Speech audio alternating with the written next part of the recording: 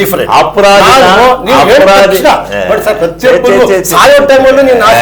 ಚಿತ್ರೀಕರಣ ಮಾಡಿದ ತಪ್ಪು ಯಾವ ಕಾನೂನು ಹೇಳ? ಅದೇ ಮೇಡಮ್, ನಾನು ಉದ್ದೇಶ, ಸದುದ್ದೇಶ, ದುರುದ್ದೇಶ,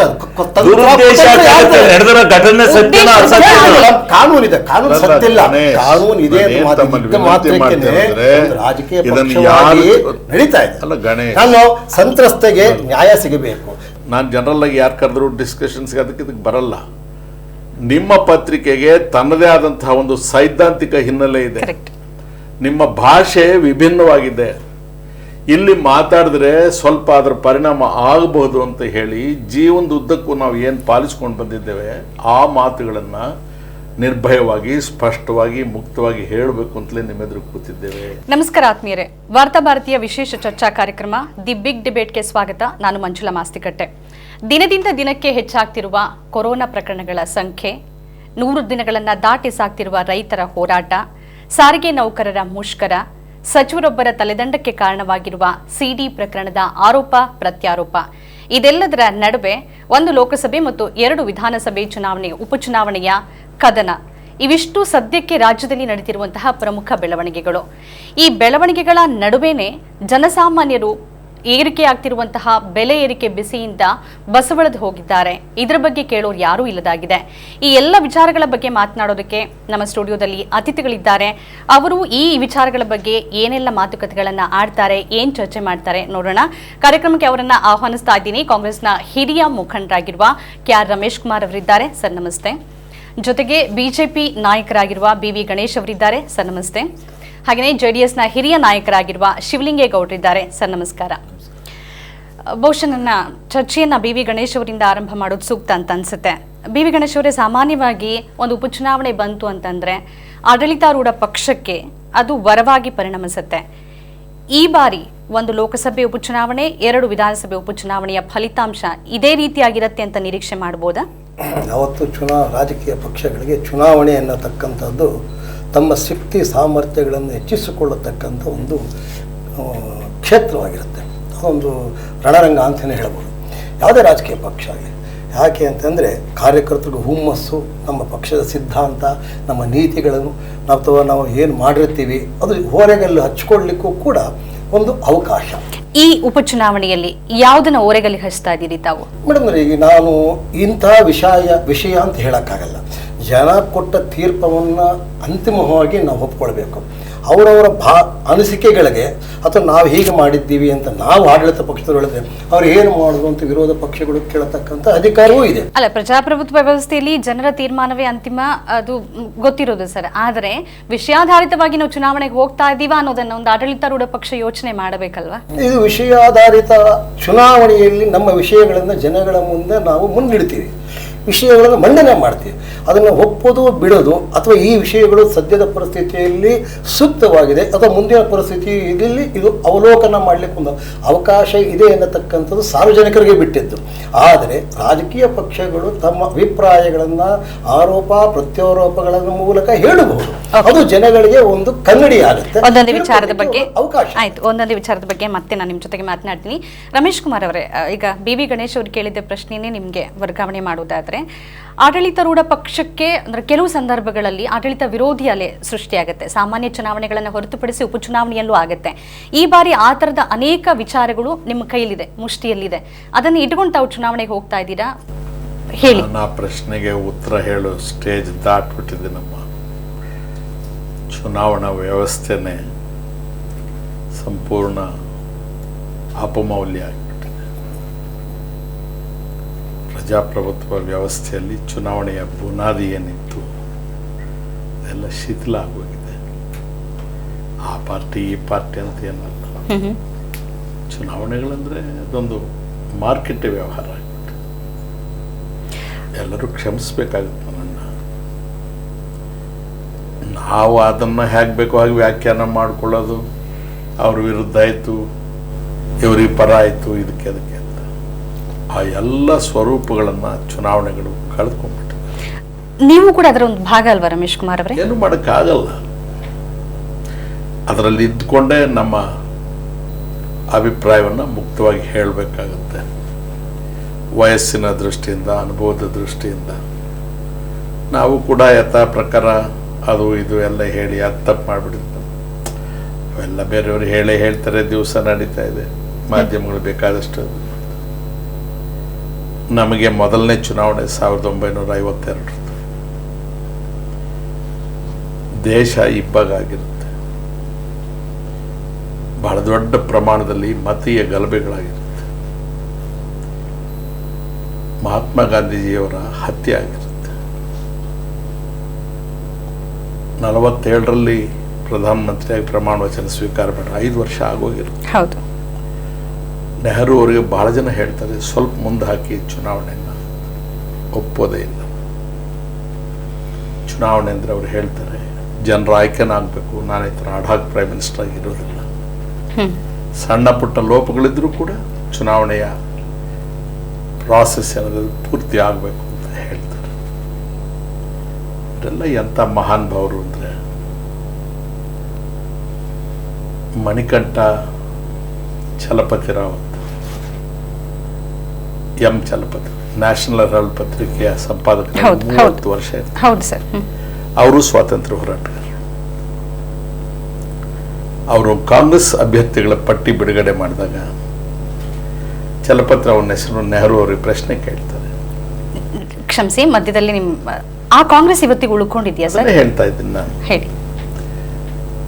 ನೆಹರು ಅವರೇ, ನಿಮ್ಮ ಅಭ್ಯರ್ಥಿಗಳಲ್ಲಿ ಕೆಲವರು ಭ್ರಷ್ಟರಿದ್ದಾರೆ ಅಂತ ಹೇಳ್ತಾರೆ. ನೆಹರು ಏನು ಹೇಳ್ತಾರೆ ಗೊತ್ತಾ ಅದಕ್ಕೆ? ನಾನು ಚುನಾವಣೆ ಮಾಡಲೇಬೇಕು ಅಂತ ಆತರ ಮಾಡಿದ್ದೇನೆ. ಕೆಲವು ಹೆಚ್ಚು ಕಡಿಮೆಗಳಾಗಿರ್ಬೋದು. ತಾವು ದಯಮಾಡಿ ನನಗೆ ನೇಮಿಸ್ಕೊಟ್ರೆ ನಾನು ಈ ಪತ್ರಿಕಾ ಸಮಾವೇಶದ ಮುಖೇಣನೇ ಜನರಿಗೆ ಅಪೀಲ್ ಮಾಡ್ತೇನೆ, ಅವರನ್ನ ತಿರಸ್ಕರಿಸಿ ಅಂತ ಹೇಳ್ತೀನಿ ಅಂತ ಹೇಳಿ ತಮ್ಮದೇ ಪಕ್ಷದ ಅಧಿಕೃತ ಅಭ್ಯರ್ಥಿಗಳನ್ನ ಮತ್ತೊಬ್ಬ ಸ್ವಾತಂತ್ರ್ಯ ಸಂಗ್ರಾಮದ ಹೋರಾಟಗಾರನಿಂದ ಬಂದಾಗ ಭ್ರಷ್ಟರು ಅಂತ ಹೇಳಿ ಅವ್ರು ಇಟ್ಕೊಡ್ದು ಅಂತ ಹೇಳ್ತಾರೆ. ಇವತ್ತು ಹೇಗಿದೆ ಪರಿಸ್ಥಿತಿ? ಈಗೇನಾಗಿದೆ, ಭ್ರಷ್ಟನ್ನೇ ಬೆನ್ನಿ ಕಟ್ಕೊಂಡು ಹೋಗಿ ಪಾರ್ಟಿ ಬೇಸಿಸ್ ಮೇಲೆ ನಾವು ನೀವು ಎಲ್ಲರೂ ಸೇರಿ ನಮ್ಮ ಅಭ್ಯರ್ಥಿ ಬಂಗಾರ ಚಿನ್ನ ವಜ್ರ ಗೆಲ್ಸಿ ಅಂತ ಹೇಳೋ ಸ್ಥಿತಿಗೆ ಬಂದಿದೆ. ಅದು ಚುನಾವಣಾ ಆಯೋಗ. ನನ್ನಿಂದ ಏನಾದ್ರೂ ಬೇರೆ ಅಭಿಪ್ರಾಯ ಇದ್ರೆ ಕೇಳಿ. ಅವ್ರಿಗೆ ಕೇಳ್ತೀನಿ ಸರ್. ಇದು ಚುನಾವಣಾ ಆಯೋಗದ ಲೋಪ ಅಂತ ಅನ್ಸುತ್ತಾ, ಜನರ ಲೋಪನ ಅಥವಾ ರಾಜಕೀಯ ಪಕ್ಷಗಳ ಓಕೆ ಸರ್ ಅತಿ ದೊಡ್ಡ ದ್ರೋಹ? ಓಕೆ, ಶಿವಲಿಂಗೇಗೌಡ್ರೆ, ನನ್ನ ಮೊದಲ ಪ್ರಶ್ನೆ, ಮಸ್ಕಿಯಲ್ಲಿ ನಾವು ನೋಡಿದ್ರೆ ನಾರಾಯಣ್ ಬಲ್ಗಂಡೆ ಯೋಜನೆಗೆ 5ನೇ ಎ ಕಾಲುವೆ ನಿರ್ಮಾಣ ಮಾಡಬೇಕು ಅಂತ ಸುಮಾರು 140 ದಿನಗಳಿಂದ ಹೋರಾಟ ಮಾಡ್ತಿದ್ದಾರೆ. ಅಲ್ಲಿ ಕೃಷಿ ಕಾಯ್ದೆಗಳನ್ನ ವಾಪಸ್ ಪಡ್ಕೊಳ್ಬೇಕು ಅಂತ 100ಕ್ಕೂ ಹೆಚ್ಚು ದಿನದಿಂದ ಹೋರಾಟ ನಡೆಸ್ತಾ ಇದ್ದಾರೆ. ತಾವು ರೈತರ ಪಕ್ಷ ಅಂತ ಹೇಳ್ಕೊಳ್ತೀರಿ, ಹಸಿರು ಟವಲ್ ಇದೆ. ಇವತ್ತಿಗೂ ನೀವು ಶಿವಮೊಗ್ಗ ಆ ಭಾಗದಲ್ಲಿ ಹೋದ್ರೆ ಹಸಿರು ಟವಲ್ ಹಾಕೊಂಡು ರೈತರ ಪಕ್ಷ ಅಂತಾನೆ ಬರ್ತಾರೆ. ಆದ್ರೆ ರೈತರ ಪರವಾಗಿ ಏನ್ ಮಾಡ್ತಿದ್ದೀರಿ ಸರ್? ಇವತ್ತಿಗೆ ಏನ್ ಮಾಡ್ತಿದ್ದೀರಿ ತಾವು ಒಂದು ಪಕ್ಷವಾಗಿ? ಈಗ ರಾಜಕೀಯ ಪಕ್ಷಗಳು ರಾಜಕೀಯ ಅವರವರ ಸಿದ್ಧಾಂತಗಳಿಗೆ ಗುರಿಯಾಗಿದ್ದಾರೆ. ಈಗ ರೈತರ ಪಕ್ಷನೇ ಬೇರೆ ಆಗಿದೆ. ರೈತರ ಪರವಾಗಿ ಮಾತನಾಡ್ತಕ್ಕಂಥ ಒಂದು ವ್ಯವಸ್ಥೆನ ಸಾಮೂಹಿಕವಾಗಿ ಕೈ ಬಿಡ್ತಾ ಇದ್ದಾರೆ. ಈಗ 100 ದಿವಸದಿಂದ ಅಲ್ಲಿ ಪ್ರತಿಭಟನೆಯನ್ನು ಮಾಡಿದರು. 100 ದಿವಸದಿಂದ ಪ್ರತಿಭಟನೆ ಮಾಡಿದಾಗ ಅದಕ್ಕೆ ಸಿಕ್ಕಿರ್ತಕ್ಕಂಥ ಫಲ ಏನು? ಸತ್ಯಾಸತ್ಯತೆಗಳನ್ನು ಆ ರೈತ ಮುಖಂಡರುಗಳು ತೆಗೆದುಕೊಂಡು ಹೋಗಿರ್ತಕ್ಕಂಥ ಸಮಸ್ಯೆಗಳು ನಿಜವಾಗಲೂ ರೈತ ಪರವಾಗಿದ್ದಾವ, ರೈತರಿಗೆ ಸಂಕಷ್ಟ ತಂದೊಡ್ಡಿದ್ದಾವ, ಅದಕ್ಕೆ ನಾವೆಲ್ಲ ಬೆಂಬಲಿಸ್ಬೇಕಾ ಅಂತಕ್ಕಂಥ ಒಂದು ವ್ಯವಸ್ಥೆ ಇಲ್ಲಿ ಮೂಡಲಿಲ್ಲ. ಪಕ್ಷ ಈಗ BJPಯವರು ಅದನ್ನು ವಿರೋಧಿಸ್ಕೊಂಡೇ ಬಂದರು. ಅಲ್ಲ, ಅದನ್ನು ಮೂಡಿಸಬೇಕಾದ ಹೊಣೆಗಾರಿಕೆ ತಮ್ಮ ಹೊಣೆಗಾರಿಕೆ ವಿರೋಧಿ ಪಕ್ಷ ಇತ್ತು. ಆದರೆ ಆ ರೈತ ಸಂಘಟನೆಯ ಮೂಲನ ಕೆದಕಕ್ಕೆ ಯಾರೂ ಹೋಗಲಿಲ್ಲ. ಅದರ ಸಿದ್ಧಾಂತನೂ ಕೆದಕಕ್ಕೆ ಯಾರೂ ಹೋಗಲಿಲ್ಲ. ಅವರು ಅವ್ರದ್ದೇ ಆದಂಥ ಸಿದ್ಧಾಂತದ ಮೇಲೆ ಅವರು ಹೋದರು. ರಾಜಕೀಯ ಪಕ್ಷಗಳು ಅವ್ರಿಗೆ ಬೆಂಬಲ ಹಿನ್ನೆಲೆಯಲ್ಲಿ ಕೊಟ್ಟರೆ ಹೊರತು ಅದನ್ನು ಕ್ರಾಂತಿ ರೂಪಕವಾಗಿ ಕೊಡಬೇಕಾಗಿತ್ತು. ಕೊಟ್ಟು ಒಳ್ಳೆಯ ವ್ಯವಸ್ಥೆನಲ್ಲೇ ಆ ರೈತ ಏನು ಒಂದು ಪ್ರತಿಭಟನೆಯನ್ನು ಮಾಡಿದ್ರು, ಅದಕ್ಕೆ ಭಾರತ ದೇಶದಲ್ಲಿ ಒಳ್ಳೆಯ ಪ್ರತಿಕ್ರಿಯೆ ಬರಬೇಕಾಯಿತು, ಯಶಸ್ವಿನೂ ಕಾಣಬೇಕಾಯಿತು.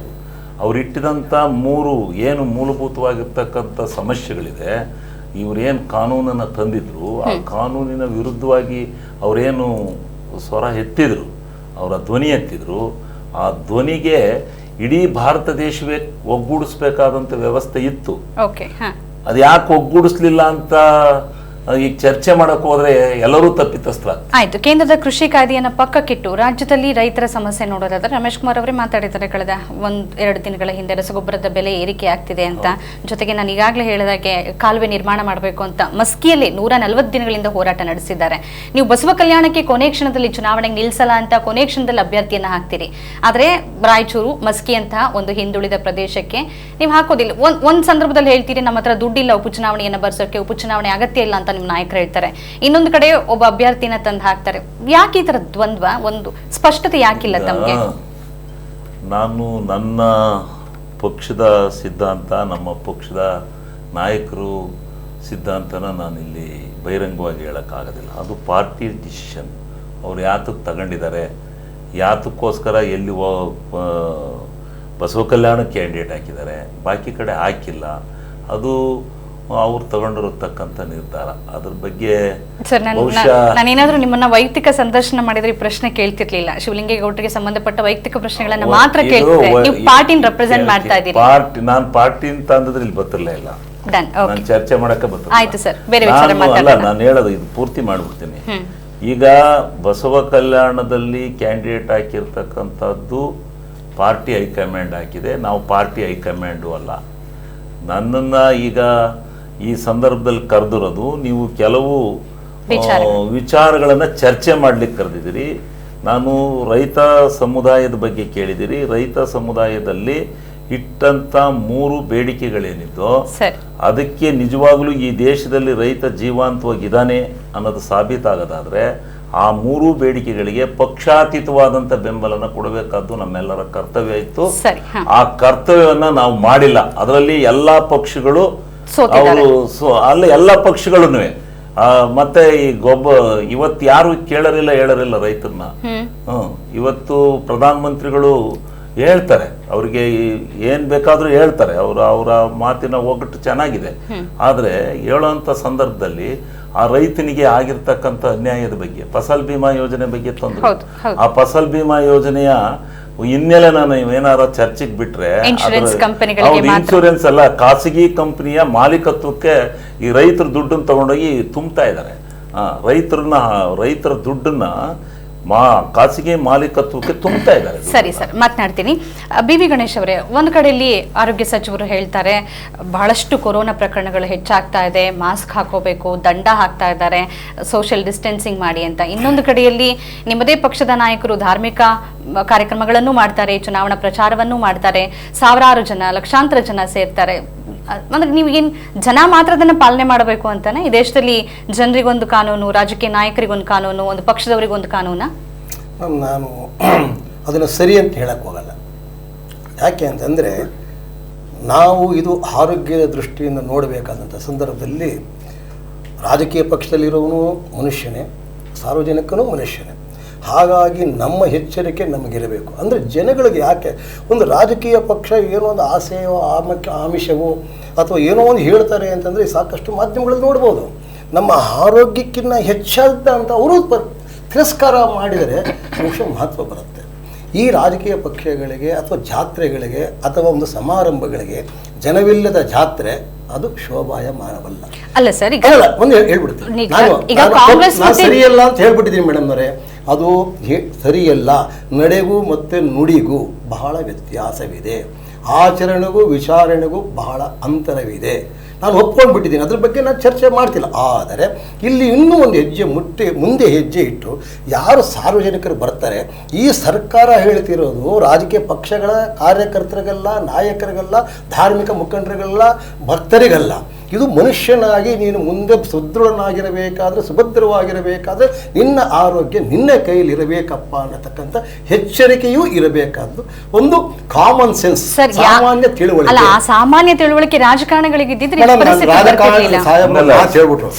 ಅವ್ರಿಗಿಂತ ಮೊದಲು ಅಟಾನಮಸ್ ಬಾಡಿ ಇದೆಯಲ್ಲ, ಚುನಾವಣಾ ಆಯೋಗ, ಅವ್ರಿಗೆ ಗೌರವ ಬೇಕು.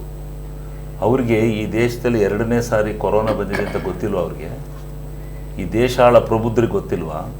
ಅವ್ರಿಗೆ ಗೊತ್ತಿಲ್ವಾ? ಏನೊಂದು 2-3 ತಿಂಗಳು ಚುನಾವಣೆನ ಮುಂದೂಡಿದ್ರೆ ಏನಾಗೋದು? ಅದ್ರ ತಡೆ ಆಗೋವರೆಗೂ ಯಾತಕ್ಕೆ ಚುನಾವಣೆ ಡಿಕ್ಲೇರ್ ಮಾಡಿದ್ರು? ಕೆಲವು ಸಂದರ್ಭದಲ್ಲಿ ಎಷ್ಟು ದಿವಸ ಬೇಕಾದ್ರೂ ಇಟ್ಕೊತೀರಿ. Okay okay. ಈಗ ಯಾಕೆ ಅಲ್ಲ ನೀವು Correct, sir. ಹೌದು, sir. ಅಲ್ಲ ಅವರನ್ನೇ ಪ್ರಶ್ನೆ ಮಾಡಬೇಕು. ಚುನಾವಣೆ ತಂದಿಟ್ಬಿಟ್ಟು Sir. ಚುನಾವಣೆಯ ನೀತಿ ಸಹಿಷ್ಣುತೆನೂ ತಂದಿಟ್ಟು ಈಗ ಯಾರ ಮೇಲೆ ಕೇಸ್ ಹಾಕಿದಿರಿ ನೀವು? ಎಲ್ಲಾ ಪಕ್ಷದವ್ರು ಸಭೆ ಮಾಡಿದ್ದಾರೆ. 1 ಲಕ್ಷ ಜನನು 50,000 ಜನ ಅವ್ರ ಶಕ್ತಾನುಸಾರ ಸೇರಿಸಿ ಭಾಷಣ ಮಾಡಿದ್ದಾರೆ. ನೀವು ಯಾರ ಮೇಲೆ ಕೇಸ್ ಹಾಕಿದಿರಿ? ಚುನಾವಣಾ ಆಯೋಗದವರು. ನಿಮ್ಮ ನೀತಿ ಸಹಿಷ್ಣುತೆ ಎಲ್ಲಿಗೋಯ್ತು? ನಿಮ್ಮ ಕಾನೂನು ಕಟ್ಲೆ ಎಲ್ಲಿಗೋದು? ಮತ್ತೆ ಯಾತಕ್ಕೋಸ್ಕರ ಇಲ್ಲಿ ಬೆಂಗಳೂರಿನಲ್ಲಿ ಮಾತ್ರ ನೀತಿ ಸಹಿಷ್ಣುತೆ ತರ್ತೀರಾ? ಓಕೆ, ರಮೇಶ್ ಕುಮಾರ್ ಅವರೇ ನಾನು ಹೇಳ್ತೇನೆ, ಹೇಳಿ. ಸಂವಿಧಾನದಿಂದ ಸೃಷ್ಟಿಯಾಗಿರ್ತಕ್ಕಂಥ ಸಂಸ್ಥೆಗಳನ್ನು ಬುದ್ಧಿಪೂರ್ವಕವಾಗಿ ನಾವು ಅಪಮೌಲ್ಯಕ್ಕೆ ಒಳಪಡಿಸಬಾರ್ದು. ಚುನಾವಣಾ ಆಯೋಗ ಅದು ಎಕ್ಸಿಕ್ಯೂಟಿವ್ ಗವರ್ನಮೆಂಟ್ ಅದಕ್ಕೆ ಸಂಬಂಧ ಇಲ್ಲ. ಅವರಿಗೆ ಪ್ರಜ್ಞೆ ಬೇಡವಾ?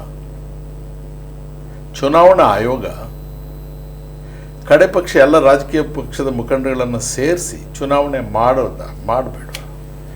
ಸಂವಿಧಾನದ ನಿರ್ಬಂಧ ಹೀಗಿದೆ.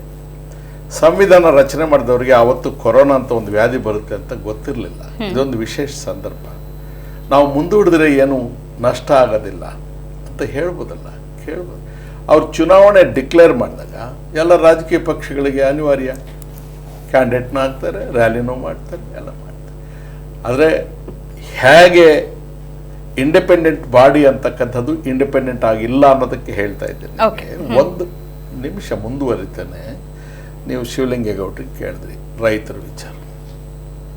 1947ನೇ ಇಸ್ವಿ ಮಾರ್ಚ್ ತಿಂಗಳಲ್ಲಿ ಸಂವಿಧಾನ ಸಭೆಯಲ್ಲಿ ಡಾಕ್ಟರ್ ಅಂಬೇಡ್ಕರ್ ಅವರು ಭಾಷಣ ಮಾಡಿದ್ದಾರೆ.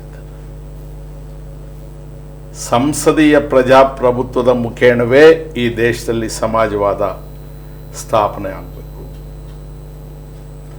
ಸಮಾಜವಾದ ಸ್ಥಾಪನೆ ಆಗಬೇಕಾಗಿದ್ರೆ ಅಸಮಾನತೆಗಳು ಕಡಿಮೆ ಆಗಬೇಕು. ಭೂಮಿ ರಾಷ್ಟ್ರೀಕರಣ ಆಗಬೇಕು, ಒಬ್ಬರ ಸ್ವತ್ತು ಆಗಬಾರ್ದು. ಖಾಸಗಿಯವರ ಪ್ರೋತ್ಸಾಹ ಈ ದೇಶದ ಪ್ರಜಾಪ್ರಭುತ್ವಕ್ಕೆ, ಸ್ವಾತಂತ್ರ್ಯಕ್ಕೆ ದೊಡ್ಡ ಅಪಾಯ ಅನ್ನೋ ಮಾತನ್ನು ಹೇಳಿದ್ದಾರೆ. ಈ ಶಾಸನಗಳು, ರೈತರ ಹೋರಾಟ ಎಲ್ಲ ಇದೆಯಲ್ಲ, ಯಾರು ಒಬ್ಬರಿಗಾಗಿ ಸ್ವಂತಕ್ಕಾಗಿ ಏನು ಡಿಮಾಂಡ್ಸ್ ಇಟ್ಕೊಂಡು ಮಾಡ್ತಾ ಇರೋದಲ್ಲ. ಕರೆಕ್ಟ್. ಭೂಮಿಯ ಖಾಸಗೀಕರಣ ಮಾಡಕ್ಕೆ ಹೊರಟಿದ್ರಿ, ನೀವು ಕಾರ್ಪೊರೇಟೀಕರಣ ಮಾಡ್ತಾ ಇದ್ದೀರಿ. ವಿದೇಶಿ ಕಂಪನಿಗಳಿಗೆ ಆಹ್ವಾನಿಸ್ತಾ ಇದ್ದೀರಿ. ಕರ್ನಾಟಕದಲ್ಲಿದ್ದಂಥ ಅತ್ಯಂತ ಪ್ರಗತಿಪರವಾಗಿದ್ದಂತಹ ಭೂ ಸುಧಾರಣಾ ಶಾಸನವನ್ನು ನೀವು ವಿಕೃತಗೊಳಿಸ್ಬಿಟ್ರಿ. ಮೂಲಭೂತ ವಿಷಯಗಳಿಗೆ ಹೋಗಿ ಈ ಚುನಾವಣೆ ಯಾರು ಗೆಲ್ಲದು ಸೋಲದು ಏನಾಗೋದಿಲ್ಲ. ಆದರೆ ಸರಿ, ಸಂವಿಧಾನದ ಆಶಯಗಳಿಗೆ ನಾವು ವಿರುದ್ಧವಾಗಿ ಹೋಗ್ತಾ ಇದ್ದೀವಲ್ಲ. ಆ ಮಹಾನುಭಾವ ಎಷ್ಟೊಂದು ಬದ್ಧತೆಯಿಂದ, ಎಷ್ಟೊಂದು ಉರಿ ತನ್ನ ಒಡಲಲ್ಲಿ ಇಟ್ಕೊಂಡು ಈ ದೇಶ ಚೆನ್ನಾಗಿ ಆಗಬೇಕು ಅಂತ ಆ ಮಾತು ಹೇಳಿರ್ತಾರೆ. ಸರಿ ಸರ್, ಅದಕ್ಕೆ ಎಕ್ಸಾಕ್ಟ್ಲಿ ಆಪೋಸಿಟ್ ಡೈರೆಕ್ಷನ್ ಅಲ್ಲಿ ನಮ್ಮ ಪ್ರಯಾಣ ಇವತ್ತು. ಕರೆಕ್ಟ್. ಸಂವಿಧಾನದ ಆಶಯಗಳಿಗೆ ಬದ್ಧರಾಗಿ ಹೋಗಬೇಕು ಅನ್ನೋದಕ್ಕೆ ಒಂದು ಕಾರಣ ಪ್ರಜಾಪ್ರಭುತ್ವವು ಒಂದದು. ಪ್ರಜಾಪ್ರಭುತ್ವ ವ್ಯವಸ್ಥೆ ಇದ್ರೆ ಸಂವಿಧಾನದ ಆಶಯಗಳು ಕೂಡ ಉಳ್ಕೊಳ್ಳುತ್ತೆ. ಅದೇ ಪ್ರಜಾಪ್ರಭುತ್ವದ ಭಾಗವಾಗಿ ತಾವೊಂದು ಪಕ್ಷವನ್ನ ಪ್ರತಿನಿಧಿಸ್ತಾ ಇದ್ದೀರಿ. ಹಿಂದೆಂದೂ ಕಾಣದಂತ ಸಮಸ್ಯೆಗಳು ಇವತ್ತಿಗಿದೆ. ನಾನು ಆಗ್ಲೇ ಹೇಳಿದೆ, ಬೆಲೆ ಏರಿಕೆ ಇದೆ, ರೈತರ ಹೋರಾಟ, ಸಾರಿಗೆ ನೌಕರರ ಮುಷ್ಕರ, 1-2 ಬೇಕಾದ ಸಮಸ್ಯೆ ಇದೆ. ಜನರಲ್ ಆಗಿ ನಿಮ್ಗೆ ಹೇಳಿದೆ, ಚುನಾವಣೆಗಳ ಅಪಮೌಲ್ಯ ಅಂತ ಹೇಳಿದೆ. ಗವರ್ಮೆಂಟ್ ಆಫ್ ಇಂಡಿಯಾ ಆಕ್ಟ್ 1937 ನಲ್ಲಿ ಬರುತ್ತೆ. ಮೊದಲನೇ ಚುನಾವಣೆ ಅಲಹಾಬಾದ್ಗೆ ನೆಹರು ಕ್ಯಾಂಪೇನ್ಗೆ ಹೋಗ್ತಾರೆ. ಕ್ಯಾಂಪೇನ್ಗೆ ಹೋಗಿ ದಣದೋಗಿರ್ತಾರೆ. ಮುಗಿಸ್ಕೊಂಡು ಲಾಲ್ ಬಹದ್ದೂರ್ ಶಾಸ್ತ್ರಿ ಅವರು ಜೊತೆ ಹೊರಗೆ ಬರ್ತಾರೆ. ಅವರು ಅಲಹಾಬಾದಿಂದ ಮುಂದಕ್ಕೆ ಶಾಸ್ತ್ರಿ ಅವ್ರಿಗೆ ತಮಾಷೆಗೆ ಹೇಳ್ತಾರೆ, ಏನಪ್ಪ ಈ ಊರಿನವರು ನನಗೊಂದು ಟೀ ಕೊಡಲಿಲ್ಲ, ಎಲ್ಲಾದರೂ ಒಂದು ಟೀ ಕುಡಿಬೇಕು ಅಂತ ಹೇಳ್ತಾರೆ. ಲಾಲ್ ಬಹದ್ದೂರ್ ಶಾಸ್ತ್ರಿ ಅವರು ಪಕ್ಕದ ರೈಲ್ವೆ ಸ್ಟೇಷನಲ್ಲಿದ್ದೆ, ಬನ್ನಿ ಹೋಗೋಣ ಟೀ ಕುಡಿಯೋಣ ಅಂತ ಹೇಳ್ತಾರೆ. ಪೂರ್ಣಿಮಾ ಬ್ಯಾನರ್ಜಿ ಅಂತ ಒಬ್ಬರು ಇರ್ತಾರೆ ಅವ್ರ ಜೊತೆಗೆ. ಇವರು ಅಷ್ಟು ಜನ ಟೀ ಕುಡಿತಾರೆ. ದುಡ್ಡು ಹೊಂದಿಸ್ಕೊಳಕ್ಕಾಗಲ್ಲ ಇವ್ರ ಕೈಯಲ್ಲಿ. ಹೇಗೋ ಮಾಡಿ ಪಾಪ ಟೀ ಅಂಗಡಿಯವನಿಗೆ ಕೊಟ್ಟು ಬರ್ತಾರೆ. ಇವತ್ತೆಲ್ಲಿದ್ದೀವಿ ನಾವು? ಕಾಂಗ್ರೆಸ್ಸು, ಬಿಜೆಪಿ, JDS, ನಾನು ಪುನಃ ಹೇಳ್ತೇನೆ, ನಾನು ಅದರಿಂದ ಹೊರಗೆ ಬಂದ್ಬಿಟ್ಟಿದ್ದೇನೆ. ಒಂದು ಟೀ ಕುಡಿಯೋದಕ್ಕೆ ಲಾಲ್ ಬಹದ್ದೂರ್ ಶಾಸ್ತ್ರಿ, ನೆಹರು ಅಂತ ಅವರು ಯೋಚನೆ ಮಾಡಿ ಹೋಗಿ ಟೀ ಕುಡಿಯತಕ್ಕಂಥ ವ್ಯವಸ್ಥೆ, ಚುನಾವಣಾ ವ್ಯವಸ್ಥೆ ಇವತ್ತು ಎಲ್ಲಿಗೆ ಬಂದಿದ್ದೇವೆ ನಾವು? ಪಾಸ್ಬುಕ್ ಕೇಳ್ತೇವೆ. ಸರ್, ನೀವು ಹಿರಿಯರಿದ್ದೀರಿ, ಒಂದು ಪ್ರಮುಖ ಪಕ್ಷ ಸರ್. ಇವತ್ತಿಗಿರೋ ಸಮಸ್ಯೆನ ನೀವೇನಾದ್ರೂ ಎದುರಿಸಿ ನಿಂತ್ರೆ ಅಧಿಕಾರ ಹಿಡಿಯೋದು ಬಿಡಿ, ಜನರು ನಿಮ್ ಪರವಾಗಿ ಬರ್ತಾರೆ. ಆ ತರದೊಂದು ಹೋರಾಟವನ್ನು ಚಳುವಳಿಗಳು ಹೋರಾಟಗಳು ನಮ್ಮ ರೀತಿಯಲ್ಲಿ ನಾವು ಮಾಡ್ತಾ ಇದ್ದೇವೆ. ನಾವು ಸಣ್ಣವರು, ನಮಗೆ ನಮ್ಮದೇ ಆದ ಇತಿಮಿತಿ ಇರುತ್ತೆ. ನಾನು ಜನರಲ್ ಆಗಿ ಯಾರು ಕರೆದ್ರು ಡಿಸ್ಕಷನ್ಸ್ಗೆ ಇದಕ್ಕೆ ಬರಲ್ಲ. ನಿಮ್ಮ ಪತ್ರಿಕೆಗೆ ತನ್ನದೇ ಆದಂತಹ ಒಂದು ಸೈದ್ಧಾಂತಿಕ ಹಿನ್ನೆಲೆ ಇದೆ. ನಿಮ್ಮ ಭಾಷೆ ವಿಭಿನ್ನವಾಗಿದೆ. ಇಲ್ಲಿ ಮಾತಾಡಿದ್ರೆ ಸ್ವಲ್ಪ ಅದರ ಪರಿಣಾಮ ಆಗಬಹುದು ಅಂತ ಹೇಳಿ ಜೀವನದ ಉದ್ದಕ್ಕೂ ನಾವು ಏನು ಪಾಲಿಸ್ಕೊಂಡು ಬಂದಿದ್ದೇವೆ ಆ ಮಾತುಗಳನ್ನು ನಿರ್ಭಯವಾಗಿ, ಸ್ಪಷ್ಟವಾಗಿ, ಮುಕ್ತವಾಗಿ ಹೇಳಬೇಕು ಅಂತಲೇ ನಿಮ್ಮೆದುರು ಕೂತಿದ್ದೇವೆ. ನಿಮ್ ಜೊತೆ ಪಕ್ಷದ ಹೊರತಾಗೆ ಮಾತಾಡ್ತೀವಿ. ನಾವು ಕೆಟ್ಟ ಹಾಳಾಗಿದ್ದೇವೆ. ನಿರ್ಗತಿಕರಾಗಿದ್ದಂಥವ್ರನ್ನ ತಂದು MLC ಮಾಡ್ತಾ ಇದ್ವಿ, ರಾಜ್ಯಸಭೆಗೆ ಮಾಡ್ತಾ ಇದ್ವಿ. ಜಾತಿ ಬಲ ಇಲ್ಲದವನ್ನ, ಹಣ ಇಲ್ಲದಿದ್ದವನ್ನ ಲೋಕಸಭೆಗೆ ಕಳಿಸ್ತಾ ಇದ್ವಿ. ಈಗ ಕಾರ್ಪೊರೇಷನ್ ಟಿಕೆಟ್ ಕೊಡಬೇಕಾಗಿದ್ರೆ ಏನಪ್ಪಾ ಅನುಕೂಲ ಇದೆಯಾ ಅಂತ ಕೇಳ್ತೇವೆ. ಹಣ ಮುಖ್ಯ ಆಗಿದೆ. ಹೌದು, ಹಣ, ಜಾತಿ. ಓಕೆ ಸರ್, ಜಾತಿ ಬಗ್ಗೆ ಮಾತಾಡಬೇಕು, ಮುಂದಿನ ಭಾಗದಲ್ಲಿ ಮಾತನಾಡ್ತೀನಿ. BV ಗಣೇಶ್ ಅವರೇ, ಒಂದು ಕಡೆ ನಿಮ್ಮದೇ ಪಕ್ಷದ ಯತ್ನಾಳ್ ಅವರು ಹೇಳ್ತಾರೆ ವಿಜೇಂದ್ರ ಅವರನ್ನ ದುಡ್ಡು ಹಂಚೋದಕ್ಕೆ ಬಿಟ್ಟಿದ್ದಾರೆ ಅಂತ. ಈಶ್ವರಪ್ಪ ಅವರು ಮುಖ್ಯಮಂತ್ರಿಗಳ ವಿರುದ್ಧವೇ ಪತ್ರ ಬರೀತಾರೆ. ನಾಯಕತ್ವ ಬದಲಾವಣೆ ಬಗ್ಗೆ ನಿಮ್ಮ ನಾಯಕರುಗಳೇ ಮಾತಾಡ್ತಿದ್ದಾರೆ, ವಿರೋಧ ಪಕ್ಷದವರು ಬಿಟ್ಬಿಡಿ. ಯಾಕೆ ಒಂದು ಸುಭದ್ರ ಆಡಳಿತ ನಡೆಸೋದಕ್ಕೂ ಸಾಧ್ಯ ಆಗ್ತಿಲ್ವಾ? ಹಿರಿಯರು ಭಾಳಷ್ಟು ಅನುಭವಿಗಳು, ಇವರು ಭಾಷೆ ಮತ್ತು ಭಾಷಣ, ಇವರ ಅನುಭವ ಬಹಳ. ಇತ್ತೀಚಿನ ದಿನಗಳಲ್ಲಿ ಲಂಗು ಲಗಾಮಿಲ್ಲದೆ, ಮಾತಿನ ಮೇಲೆ ಹಿಡಿತಾ ಇಲ್ಲದೆ, ಎಲವಿಲ್ಲದ ನಾಲಿಗೆ ನಿನ್ನ ನೀಚ ಬುದ್ಧಿಯ ಬಿಡು ನಾಲಿಗೆ ಅಂತ ಹೇಳಿದ್ರು. ಇವಾಗ ನಾವು ನಕಾರಾತ್ಮಕವಾಗಿ ಮಾತನಾಡಿ ಪ್ರಚಾರ ಗಿಟ್ಟಿಸಿಕೊಳ್ಳುವುದೇ ಜಾಸ್ತಿ ಆಗಿದೆ. ಸಕಾರಾತ್ಮಕವಾಗಿ ಮಾತನಾಡಿದರೆ ಅವನು ಡಿಸ್ಟರ್ಬೆನ್ಸ್ ದಯವಿಟ್ಟು ಕ್ಷಮಿಸಿ. ಅದು ಪಾರ್ಟಿಯ ಭಿನ್ನಾಭಿಪ್ರಾಯ. ಹೈಕಮಾಂಡು ಯತ್ನಾಳ್ ಅವ್ರನ್ನ ಬಿಟ್ಕೊಂಡಿದೆ. ನೀನ್ ಬೈ ಏನ್ ಇಲ್ಲ ಅಲ್ಲೇ ಇದ್ರೆ ಅದು ಈ ರಾಷ್ಟ್ರ ಆಳುವಂತ ಪಕ್ಷ ಒಬ್ಬ ಮುಖ್ಯಮಂತ್ರಿಯನ್ನ ಸದನದಲ್ಲಿ ಮುಖ್ಯಮಂತ್ರಿ ಕದ್ದೋ ಏನು ಹಿಡ್ಕೋಬಲ್ಲೆ ಅಂತ ಹೇಳಿ ಸದನದೊಳಗೆ ಹೇಳಿದ್ರು ಕೂಡ ಅವನ ಮೇಲೆ ಕಾನೂನು ಕ್ರಮ ಜರುಗಿಸೋದಿಲ್ಲ. ಹೀನಾಮಾನವಾಗಿ ಒಬ್ಬ ಮುಖ್ಯಮಂತ್ರಿಗಳನ್ನ ಬೈಬಾರದ ಪದಗಳಲ್ಲಿ ಬೈದರೂ ಕೂಡ ಇಂಥ ಬಹಳ ಪ್ರಬಲವಾಗಿರ್ತಕ್ಕಂಥ ಈ ರಾಷ್ಟ್ರದಲ್ಲಿ ಉನ್ನತ ವ್ಯವಸ್ಥೆ ಇರುವಂಥ ಒಂದು ಪಕ್ಷದ, ದೃಢಕಾಯವಾದಂಥ ಪಕ್ಷದಲ್ಲಿ ಈ ಒಂದು ಅಶ್ಲೀಲತೆ, ಈ ಒಂದು ಭಿನ್ನಾಭಿಪ್ರಾಯ ಇದೆ ಅಂತ ಅಂದ್ರೆ ಇದು ನಿಜವಾಗ್ಲೂ ಆ ಪಕ್ಷದ ಅಜಾರಕತೆ, ಆ ಪಕ್ಷದಲ್ಲಿ ಶಿಸ್ತಿಲ್ಲ, ಸಂಯಮ ಇಲ್ಲ. ಆ ಪಕ್ಷದಲ್ಲಿ ಇವತ್ತು ನಾಯಕತ್ವ ಅನ್ನೋದೇ, ನಾಯಕತ್ವಕ್ಕೆ ಬೆಲೆ ಇಲ್ಲ. ಎಲ್ಲೋ ಒಂದು ಬುಗುರಿ ಆಡಿಸೋ ಒಂದು ಈ ಇದಿರುತ್ತಲ್ಲ, ಅದು ಆಡಿಸ್ತಾ ಐತೆ ಅಲ್ಲಿ ಕೂತ್ಕೊಂಡು ಡೆಲ್ಲಿಲಿ. ಆ ಬುಗುರಿ ಆಡ್ತಾ ಐತೆ. ಆ ಬುಗುರಿ ಪರವಾಗಿ ಈ ಯತ್ನಾಳ್ ಅವರು ಬೈತಾರೆ. ಅದನ್ನು ಬೈತಾ ಇರೋದನ್ನ ಬಿಟ್ರೆ ಇವ್ರು ಹೇಳ್ದಂಗೆ ಯಾವ ಲಂಗು ಲಗಾಮಿಲ್ಲಲ್ಲ, ಲಂಗು ಲಗಾಮಿಲ್ದಂಗೆ ಬೈ ಅಂತ ಹೇಳಿದ್ದಾರೆ.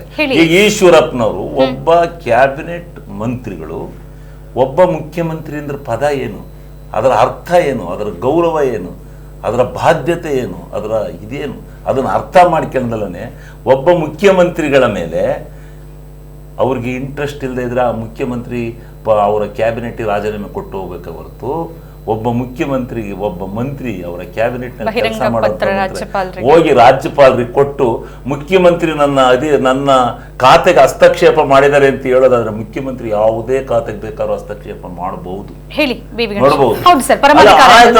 ಅದನ್ನ ಮಾಡ್ತಾ ಇಲ್ಲ, ಅದನ್ನು ಕೇಳ್ತಾ ಇಲ್ವೇ ಪಕ್ಷದಲ್ಲಿ? ಸುಮ್ಮನೆ ಬಿಟ್ಕೊಂಡು ಕೂತಿದ್ದಾರೆ. ಯಾರು ಬೇಕಾದ್ರೂ ನಮ್ಮ ನಾಯಕನೇ ಅಲ್ಲ ಅಂತೇಳಿ CT ರವಿಯವರು ಹೇಳ್ತಾರೆ. ಅವನು ನಮ್ಮ ಮಾಲೀಕನು ಅಲ್ಲ, ನಮ್ಮ ನಾಯಕರು ಅಲ್ಲ, ನಮ್ಮ ನಾಯಕರು ಜನಗಳು ಅಂತಾರೆ.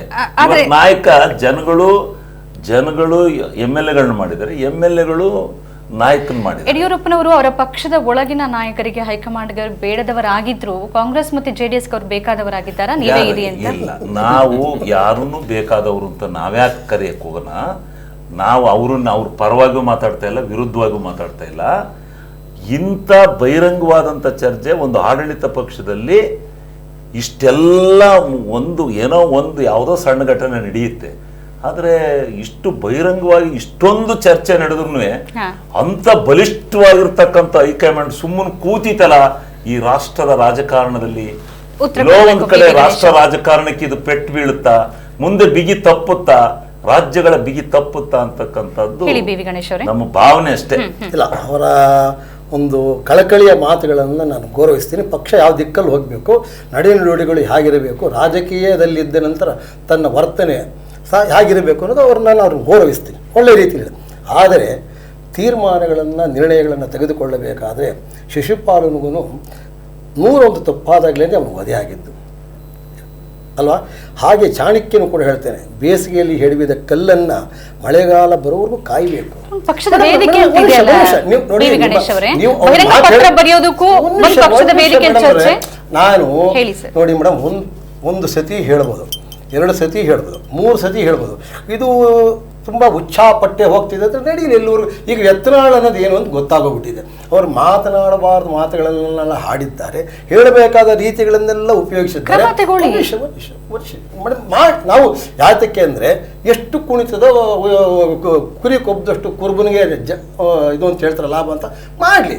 ಅದಕ್ಕೆ ಪಕ್ಷದ ಹೈಕಮಾಂಡ್ ರಾಷ್ಟ್ರವನ್ನು ಆಳ್ತಾ ಇರತಕ್ಕಂಥವ್ರು, ರಾಜ್ಯವನ್ನು ಆಳ್ತಾ ಇರತಕ್ಕಂಥವ್ರು ಸುಮ್ಮನೆ ಕೈ ಕಟ್ಟಿ ಕೂತಿಲ್ಲ. ತಾಳ್ಮೆ ಸಮಾಧಾನವಾಗಿ ಹೋಗ್ತಾರೆ. ರಾಜಕೀಯದಲ್ಲಿ ಏನೋ ಹಂಗಾಗಲ್ಲ. ಸ್ವಲ್ಪ ಅಂದ್ರೆ ರಾಷ್ಟ್ರೀಯ ಪಕ್ಷಕ್ಕೆ ರಾಮಕೃಷ್ಣ ಹೆಗಡೆ ಅವರು ಒಂದೇ ಒಂದು ಹಗರಣದಲ್ಲಿ ಒಂದೇ ಒಂದು ಅದೇ ರೀತಿ ಎಲ್ ಕೆ ಅದ್ವಾನಿನೂ ಮಾಡಿದ್ರು, ರಾಜೀನಾಮೆ ಕೊಟ್ಟು ಎಲ್ ಕೆ ಅದ್ವಾನಿ ದೇವೇಗೌಡರನ್ನೇ ರಾಮಕೃಷ್ಣ ಹೆಗಡೆ ಅವ್ರಿಗೂ ಭಿನ್ನಾಭಿಪ್ರಾಯ ಬಂದಾಗ ಏನಿಲ್ಲ, ನೀರಾವರಿ ದುಡ್ಡು ಕೊಡ್ಲಿಲ್ಲ ಅಂತ ಆ ಗಂಟೆ ರಾಜೀನಾಮೆ ಕೊಡ್ಬೇಕು. ಇವ್ರು ರಾಜೀನಾಮೆ ಕೊಡ್ಬೇಕು. ಈಶ್ವರಪ್ಪನವರು ಇಲ್ಲ, ಯಡಿಯೂರಪ್ಪನವರೇ ನನಗೆ ಗೌರವ ಇಲ್ಲ ಅಂತ ರಾಜೀನಾಮೆ ಕೊಟ್ಟು ಒಂದೇ ಸೆಕೆಂಡ್ ಅಷ್ಟೇ. ಅಣ್ಣವ್ರು ಮೊದಲೇ ಒಂದು ಮಾತು ಹೇಳಿದ್ರು, ಎಲ್ಲ ರಾಜಕೀಯ ಪಕ್ಷಗಳು ತಮ್ಮ ನೀತಿ ನಿಲುವನ್ನು ಇವತ್ತು ತುಂಬ ಬದಲಾಯಿಸಿ, ನಾನು ಒಂದು ರಾಜಕೀಯ ಪಕ್ಷ ಅಲ್ಲ ಅಂತ ಹೇಳಿದ್ರು ಅವರು. ಯಾಕಂದ್ರೆ ಹಿರಿಯರು, ನಾವು ಸುಮ್ಮನೆ ನಮ್ಮ ಮಾತು ಬರುತ್ತೆ ಅಂತ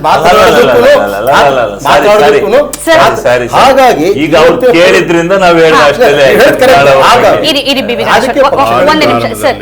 ಒಂದ್ ಪ್ರಶ್ನೆ ಕೇಳ್ಬಿಡ್ತೀನಿ. ತಾವು ಇದಕ್ಕಿಂತ ಮುಂಚೆ ಜಾತಿಯನ್ನ ಪ್ರಸ್ತಾಪ ಮಾಡಿದ್ರಿ. ಆ ಜಾತಿಗೆ ಬರೋಕ್ಕಿಂತ ಮುಂಚೆ ಈಗ ಯಡಿಯೂರಪ್ಪನವರು ಬೇಡ ಆಗಿದ್ದಾರೆ ಅವರ ಪಕ್ಷದವರಿಗೆ. ಕೆಲವರು ಮಾತಾಡೋದನ್ನ ನೋಡಿದ್ರೆ ಅಲ್ಲ, ಅವರ ನಾಯಕರು ಮಾತಾಡ್ತಾರೆ, ಯಾರೋ ಒಬ್ರು ಬೇಕಿಲ್ಲದೆ ಇರ್ಬೋದು, ಅವ್ರುಗಳೇ ಹೇಳ್ತೀವಿ. ಈಗ ನಾನು ನೀವು ಅಥವಾ ಇನ್ನೊಬ್ರು ಹೇಳ್ತಿರೋದಲ್ವಲ್ಲ, ಅವರೇ ಹೇಳ್ತಿದ್ದಾರೆ. ರಮೇಶ್ ಕುಮಾರ್ ಅವರು ಸದನದಲ್ಲಿ ಒಂದು ವಿಚಾರವನ್ನ ಪ್ರಸ್ತಾಪ ಮಾಡ್ತಾರೆ. ಸದನದ ಒಳಗಡೆ ಸಿಡಿ ವಿಚಾರ ಚರ್ಚೆ ಆಗ್ತಿರೋ ಸಂದರ್ಭದಲ್ಲಿ ಡಿ ಕೆ ಶಿವಕುಮಾರ್ ಅವರನ್ನ ಪ್ರಸ್ತಾಪಿಸ್ತಾ, ಇಂಥವ್ರು ನಿಮ್ ಬೆನ್ನಿಗಿದ್ರೆ ನೀವು ಸುಭದ್ರವಾಗಿರ್ತೀರಿ ಅಂತ ತಾವು ಯಾವ ಅಂದ್ರೆ ನನ್ ಒಂದ್ ಗೊಂದಲ ಐತಿ, ಯಾವ ಅರ್ಥದಲ್ಲಿ ಹೇಳಿದಿರಿ ತಾವು? ಬಹಳ ಬಿಗುವಾದ ವಾತಾವರಣ ಇರುತ್ತೆ, ಸ್ವಲ್ಪ ನಗಲಿ, ಸ್ವಲ್ಪ ಹಗುರವಾಗಿ ಮಾತಾಡಲ್ಲ ರಮೇಶ್ ಕುಮಾರ್ ಅವರು. ಅಲ್ಲ, ಏನು ಹೇಳ್ತೇನೆ ಅಂದ್ರೆ ಅವ್ರು ನಮ್ಮ ಚೀಫ್ ಮಿನಿಸ್ಟರ್ ಅಂದ್ರೆ ನಿನ್ಗೇನು ಬಿಡಪ್ಪ ಇಂಥವ್ರೆ ಸಪೋರ್ಟ್ ಇದ್ದಾರೆ ಅಂತ. ಏನಾಗುತ್ತೆ ಸದನದಲ್ಲಿ ಅಷ್ಟು ಟೆನ್ಷನ್ ಇಟ್ಕೊಂಡು ಹೋಗಬಾರ್ದು. ನಾನು ಅದನ್ನೇ ಹೇಳಕ್ಕೆ ಹೊರಟಿದ್ದೆ, ಸಹಿಷ್ಣುತೆ ಇರಬೇಕು, ಅಭಿಪ್ರಾಯ ಭೇದವನ್ನು ಕೇಳ್ತಕ್ಕಂಥ ಮನಸ್ಸಿರಬೇಕು, ಇನ್ನೊಬ್ಬರನ್ನ ಸಹಿಸ್ಕೊಳ್ಬೇಕು. ಅದಕ್ಕೆ ಮಾತಿಗೆ ಇತಿಹಾಸಕ್ಕೆ ಹೋಗ್ತಾನೆ. ಇತಿಹಾಸವನ್ನು ಅರಿಯದವರು ಸಾಧ್ಯವೇ ಇಲ್ಲ. ಕರೆಕ್ಟ್. ಇವತ್ತು ಲೂಧಿಯಾನದಲ್ಲಿ ನೆಹರು ಅವ್ರ ಸಭೆ, ಸಾರ್ವಜನಿಕ ಸಭೆ, ಮಾರನೇ ದಿವಸ ಅಲ್ಲಿ ಜಯಪ್ರಕಾಶ್ ನಾರಾಯಣರು ಬರಬೇಕು. ನೆಹರು ಅವ್ರು ಏನು ಹೇಳ್ತಾರೆ ಗೊತ್ತಾ? ನಾಳೆ ದಿವಸ ಇಲ್ಲಿಗೆ ಜಯಪ್ರಕಾಶ್ ನಾರಾಯಣ್ ಅವರು ಬರ್ತಾ ಇದ್ದಾರೆ, ತಾವೆಲ್ಲರೂ ದಯಮಾಡಿ ಆ ಸಭೆಗೆ ಹೋಗಬೇಕು. ಆತ ಬಹಳ ಗೌರವಸ್ಥ, ಅವರು ಸೋಷಿಯಲಿಸ್ಟ್ ಪಾರ್ಟಿ ಪರವಾಗಿ ಬರ್ತಾರೆ, ಅವ್ರು ಹೇಳುವ ಮಾತುಗಳನ್ನೆಲ್ಲ ಕೇಳಬೇಕು ಅಂತ ಹೇಳ್ತಾರೆ. ಈಗ ನಾವು ಎಲ್ಲಿಗೆ ಬಂದಿದ್ದೀವಿ? ಕಳೆದ 1.5 ವರ್ಷದಲ್ಲಿ ಕೇಂದ್ರದ ಗೃಹ ಮಂತ್ರಿಗಳು ಪಶ್ಚಿಮ ಬಂಗಾಳಕ್ಕೆ ಅಧಿಕೃತವಾಗಿ ಸರ್ಕಾರಿ ದಾಖಲೆಗಳ ಪ್ರಕಾರ 79 ಬಾರಿ ವಿಸಿಟ್ ಮಾಡಿದ್ದಾರೆ. ಅಭಿಪ್ರಾಯ ಭೇದ ಇರಬಹುದು, ಅವರೊಂದು ಪಾರ್ಟಿ ಇವರೊಂದು ಚುನಾವಣೆ ನಡೆಸಬೇಕು. ಇದು ಸಹಿಷ್ಣುತೆ ಇರ್ತಕ್ಕಂಥದ್ದರ ಲಕ್ಷಣವ. ಪ್ರತೀಕಾರದ ಮನೋಭಾವದ ರಾಜಕಾರಣ ಪ್ರಾರಂಭ ಆಗಿಬಿಟ್ಟಿದೆ. ಅಲ್ಲಿಗೆ ಇಲ್ಲಿಗೆ ಎಷ್ಟು ವ್ಯತ್ಯಾಸ ಅವತ್ತಿಗೆ ಇವತ್ತಿಗೆ. ಸರಿ, ಅವತ್ತಿಗೆ ಒಬ್ಬ ಪ್ರಧಾನ ಮಂತ್ರಿ ಆಗಿರ್ತಕ್ಕಂಥವ್ರು ರಮೇಶ್ ಕುಮಾರ್ ಅವರೇ ಚುನಾವಣೆಗೆ ಹೋಗ್ಬೇಕು, ಮಾತಾಡಬೇಕು, ಹೊರಟ್ಬಿಡ್ತಾರೆ. ಯಾರ ಹೆಸರು ಕರ್ನಾಟಕಕ್ಕೆ ಬರ್ತಾರೆ, ಸಿದ್ದರಾಮಯ್ಯ 10% ಚೀಫ್ ಮಿನಿಸ್ಟರ್ ಅಂತ ಮಾತಾಡ್ತಾರೆ. ಅದೆಲ್ಲ ಆ ಸ್ಥಾನಕ್ಕೆ, ಪ್ರಧಾನಮಂತ್ರಿ ಸ್ಥಾನಕ್ಕೆ ಸಾರ್ವಜನಿಕ ಸಭೆಗಳಲ್ಲಿ ಭಾಷೆ ಬಳಸ್ತಕ್ಕಂಥ ಭಾಷೆ 1952ಕ್ಕೂ 2021ಕ್ಕೂ ಯಾವ ರೀತಿ ಅಜಾಂತರ ವ್ಯತ್ಯಾಸ? ಮುಂದಕ್ಕೆ ಹೋಗ್ಬೇಕಾಯ್ತಾ ಹಿಂದಕ್ಕೆ ಹೋಗ್ಬೇಕು? ಮುಂದಕ್ಕೆ ಹೋಗ್ಬೇಕಾಗಿತ್ತು, ಹೋಗಿಲ್ಲ, ಹಿಂದಕ್ಕೆ ಅದೇ ಹೋಗಿದೆ. ನಮ್ ದುಃಖ. ಆದ್ರೆ ಅಷ್ಟೇ ವ್ಯತ್ಯಾಸ ಬೇರೆ ರಾಜ್ಯಗಳ ರಾಜಕೀಯ ವ್ಯವಸ್ಥೆಗೂ ಕರ್ನಾಟಕಕ್ಕೂ ಇದೆ. ಕರ್ನಾಟಕದಲ್ಲಿ ನಿಮ್ಗೆ ರಾಜಕೀಯ ನಾಯಕರಲ್ಲಿ ನಿಮ್ಗೆ ವೈಯಕ್ತಿಕ ವೈಷಮ್ಯ ಕಾಣೋದು ಬಹಳ ಕಡಿಮೆ. ಯಡಿಯೂರಪ್ಪನವರು ಬನ್ನಿ ನಿಮ್ಮ ಮಕ್ಕಳನ್ನ ಕರ್ಕೊಂಬನ್ನಿ ರಾಜಕೀಯ ಮಾಡಿ, ಕುಮಾರಸ್ವಾಮಿ ಅವರು ಅಥವಾ ದೇವೇಗೌಡರು ನಿಮ್ಮ ಮಕ್ಕಳನ್ನ ಕರ್ಕೊಂಬನ್ನಿ, ಸಿದ್ದರಾಮಯ್ಯನವರು ನಿಮ್ಮ ಮಕ್ಕಳನ್ನು ರಾಜಕೀಯಕ್ಕೆ ಉತ್ತರಾಧಿಕಾರಿಯನ್ನಾಗಿ, ಇಲ್ಲೊಂದು ರೀತಿ ಹೊಂದಾಣಿಕೆ ರಾಜಕೀಯ ಇದೆ. ಜಾತಿ ಅಂತಂದ್ರೆ ನಿಮ್ದು ಒಂದೇ ಜಾತಿ. ಮಗನ ಬಿಟ್ಟು ಇಲ್ಲ, ಅವ್ರ ಮಕ್ಕಳನ್ನ ಕರ್ಕೊಂಡ್ಬಂದು ಏನ್ ಬೇಕಾದ್ರು ಮಾಡ್ಕೊಳ್ಳಿ, ಅವೆಲ್ಲ ಈ ಕೆಲ್ಸಕ್ಕೆ ಬರಲ್ಲ, ಜನರಿಗೆ ಏನಾದ್ರು ಪ್ರಯೋಜನಕ್ಕೆ ಬರೋದು. ಜಾತಿ ಅಂದ್ರೆ ರಾಜಕೀಯವಾಗಿ ಒಂದೇ ಜಾತಿ ಅಲ್ವಾ ಸರ್? ರಾಜಕೀಯಕ್ಕೆ ಒಂದು ಜಾತಿ ಇದೆ ಹಾಗೆ ಅಂತ ಅನ್ಸುತ್ತೆ. ನೈತಿಕ ಬಲ ಇಲ್ಲದವರು,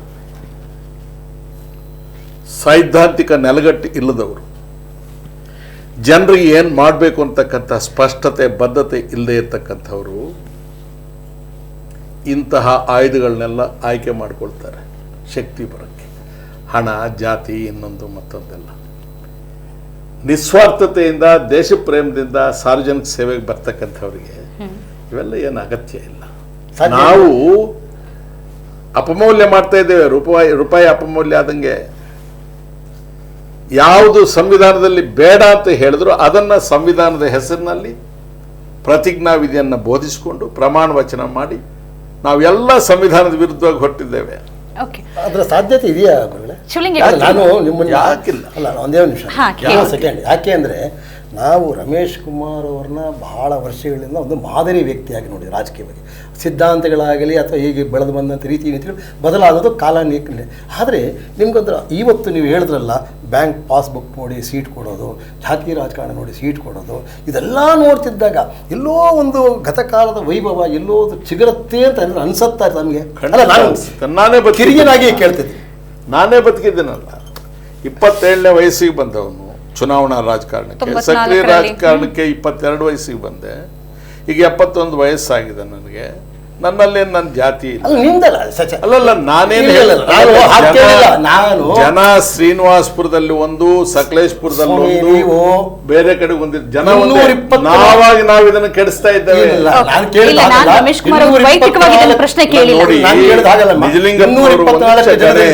ರಮೇಶ್ ಕುಮಾರ್ ರಮೇಶ್ ಕುಮಾರ್ ಇನ್ನೊಬ್ರು ನೋಡಕ್ಕಾಗಲ್ಲ, ನಾವು ತಿಳ್ಕೊಂಡಿದ್ದೀವಿ. ಹಾಗಾಗಿ ರಮೇಶ್ ಕುಮಾರ್ ಹೋಲಿಸ್ಕೊಂಡ್ರೆ ನಿಜಲಿಂಗಪ್ಪನವರಿಗಿಂತಲೂ ಶ್ರೇಷ್ಠವಾದ ನಾಯಕರ, ವೈಯಕ್ತಿಕ ಜೀವನದಲ್ಲಿ ಪ್ರಾಮಾಣಿಕವಾಗಿರೋರ, ಮುಖ್ಯಮಂತ್ರಿಯಾಗಿದ್ದುಕೊಂಡು ಹೊಸದುರ್ಗದಲ್ಲಿ ಚುನಾವಣೆಗೆ ಸೋತ್ಬಿಡ್ತಾರೆ. ಎಂ.ವಿ. ರುದ್ರಪ್ಪನವರವ್ರನ್ನ ಸೋಲಿಸ್ಬೇಕು. ಜನ ಅವ್ರಿಗೆ ಗೊತ್ತಿರ್ಲಿಲ್ಲ, ಇವೆಲ್ಲ ಜಾತಿ ಪಾತಿ ಗೊತ್ತಿರಲಿಲ್ಲ. ನಾವು ಟ್ರೈನಿಂಗ್ ಕೊಟ್ವಿ ಅವ್ರಿಗೆ, ಇವೆಲ್ಲ ಚೆನ್ನಾಗಿರುತ್ತೆ ಇಟ್ಕೊಳ್ಳಿ ಅಂತ ದುಡ್ಡು ಕೊಡೋದನ್ನ, ಜಾತಿಯನ್ನ ಉಪಯೋಗಿಸೋದನ್ನ, ಇಂಥದ್ರಲ್ಲ ನಾವೇ ಬುದ್ಧಿಪೂರ್ವಕ. ಯಾವಾಗ ಒಬ್ಬ ಸಮರ್ಥ ಎದುರಾಳಿ ಇರ್ತಾನೆ ಅವನನ್ನ ನಾವು ಮುಗಿಸ್ಬೇಕು ಅಂತ ಅಂದಾಗ ಬೇರೆ ಇನ್ನೇನು ಆಯುಧ ಸಿಕ್ಕದೆ ಇದ್ದಾಗ ಇಂಥ ಆಯುಧಗಳೆಲ್ಲ ತಗೊಳ್ತೀವಿ. ಓಕೆ, ಮತ್ತೆ ಬರ್ತೀನಿ. ಶಿವಲಿಂಗೇಗೌಡ್ರೆ, ಜಾತಿ ಅಂತ ಬಂದ್ರೆ ಆಳದಲ್ಲಿ ಅಂದ್ರೆ ರಾಜಕೀಯ ವ್ಯಕ್ತಿಗಳು ಎಲ್ಲರೂ ಒಂದೇ, ಜನರಿಗೆ ಮಾತ್ರ ಒಂದ್ರೆ ಮಣ್ಣೆರ್ಚೋ ಕೆಲಸವನ್ನ ಮಾಡ್ತಿರೋದು. ಈ ಜಾತಿ, ಆ ಸಮುದಾಯ, ಈ ಮತ, ಈ ಕಾಯ್ದೆಗಳು ಅಂತ ಹೇಳಿ ನೀವೆಲ್ಲರೂ ಒಟ್ಟಾಗಿದ್ದು ಒಂದು ಅಧಿಕಾರಕ್ಕಾಗಿ ಹೊಂದಾಣಿಕೆ ರಾಜಕೀಯವನ್ನು ಮಾಡ್ಕೊಳ್ತಾ ಇಲ್ವಾ ನೀವೆಲ್ಲರೂ? ಎಲ್ಲಾ ಪಕ್ಷದವ್ರನ್ನೂ ನಾನು ಕೇಳ್ತಿರೋದು. ಇಲ್ಲ, ಅದು ಕೆಲವೊಂದು ಕಡೆ ನಡೆಯುತ್ತೆ, ಇಲ್ಲ ಅಂತ ಹೇಳೋದಿಲ್ಲ. ರಮೇಶ್ ಕುಮಾರ್ ಅವರು ಹೇಳ್ದಂಗೆ ಈ ಎಲ್ಲ ವ್ಯವಸ್ಥೆ ಭಾಳ ಕುಶಲಿತವಾಗಿ ಹೋಗಿದೆ, ಬಹಳ ಕೆಟ್ಟೋಗಿದೆ. ಕೆಟ್ಟೋಗಿರ್ತಕ್ಕಂಥದ್ರಲ್ಲಿ ಯಾವುದೇ ಅನುಮಾನ ಉಳಿದಿಲ್ಲ.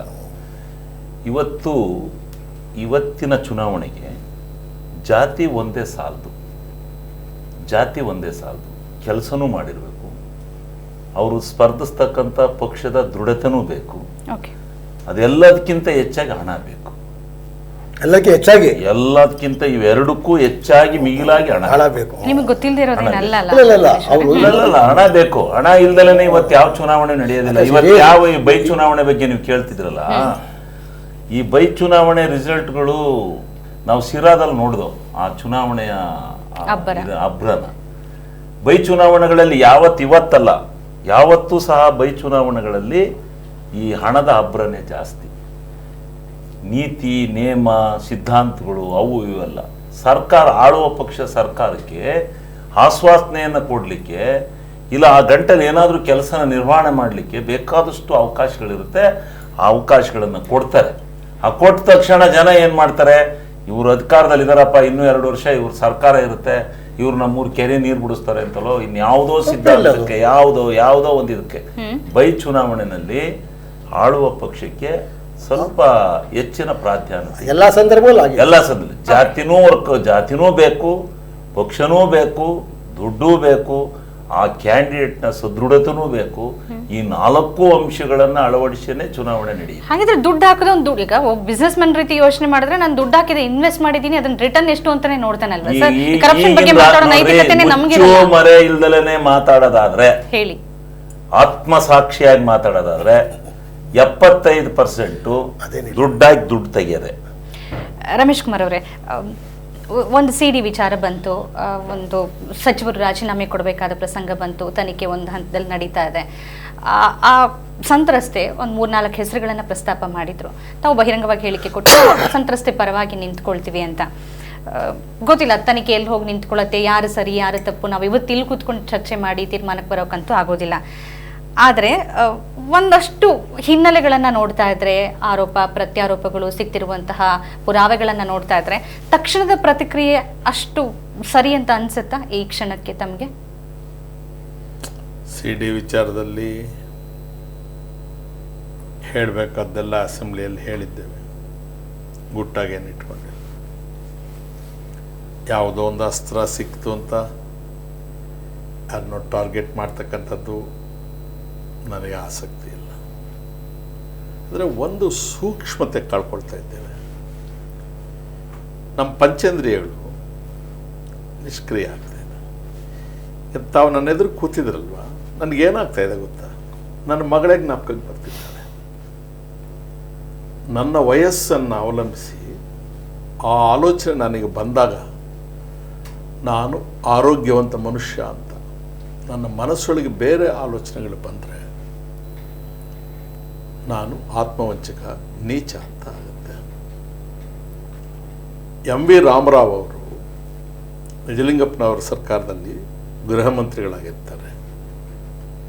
ಮಧುಗಿರಿ ಭಾಗದಲ್ಲಿ ಕೆಲವರು ರೈತರು ಎಲ್ಲ ಹೋರಾಟ ಮಾಡಿರ್ತಾರೆ.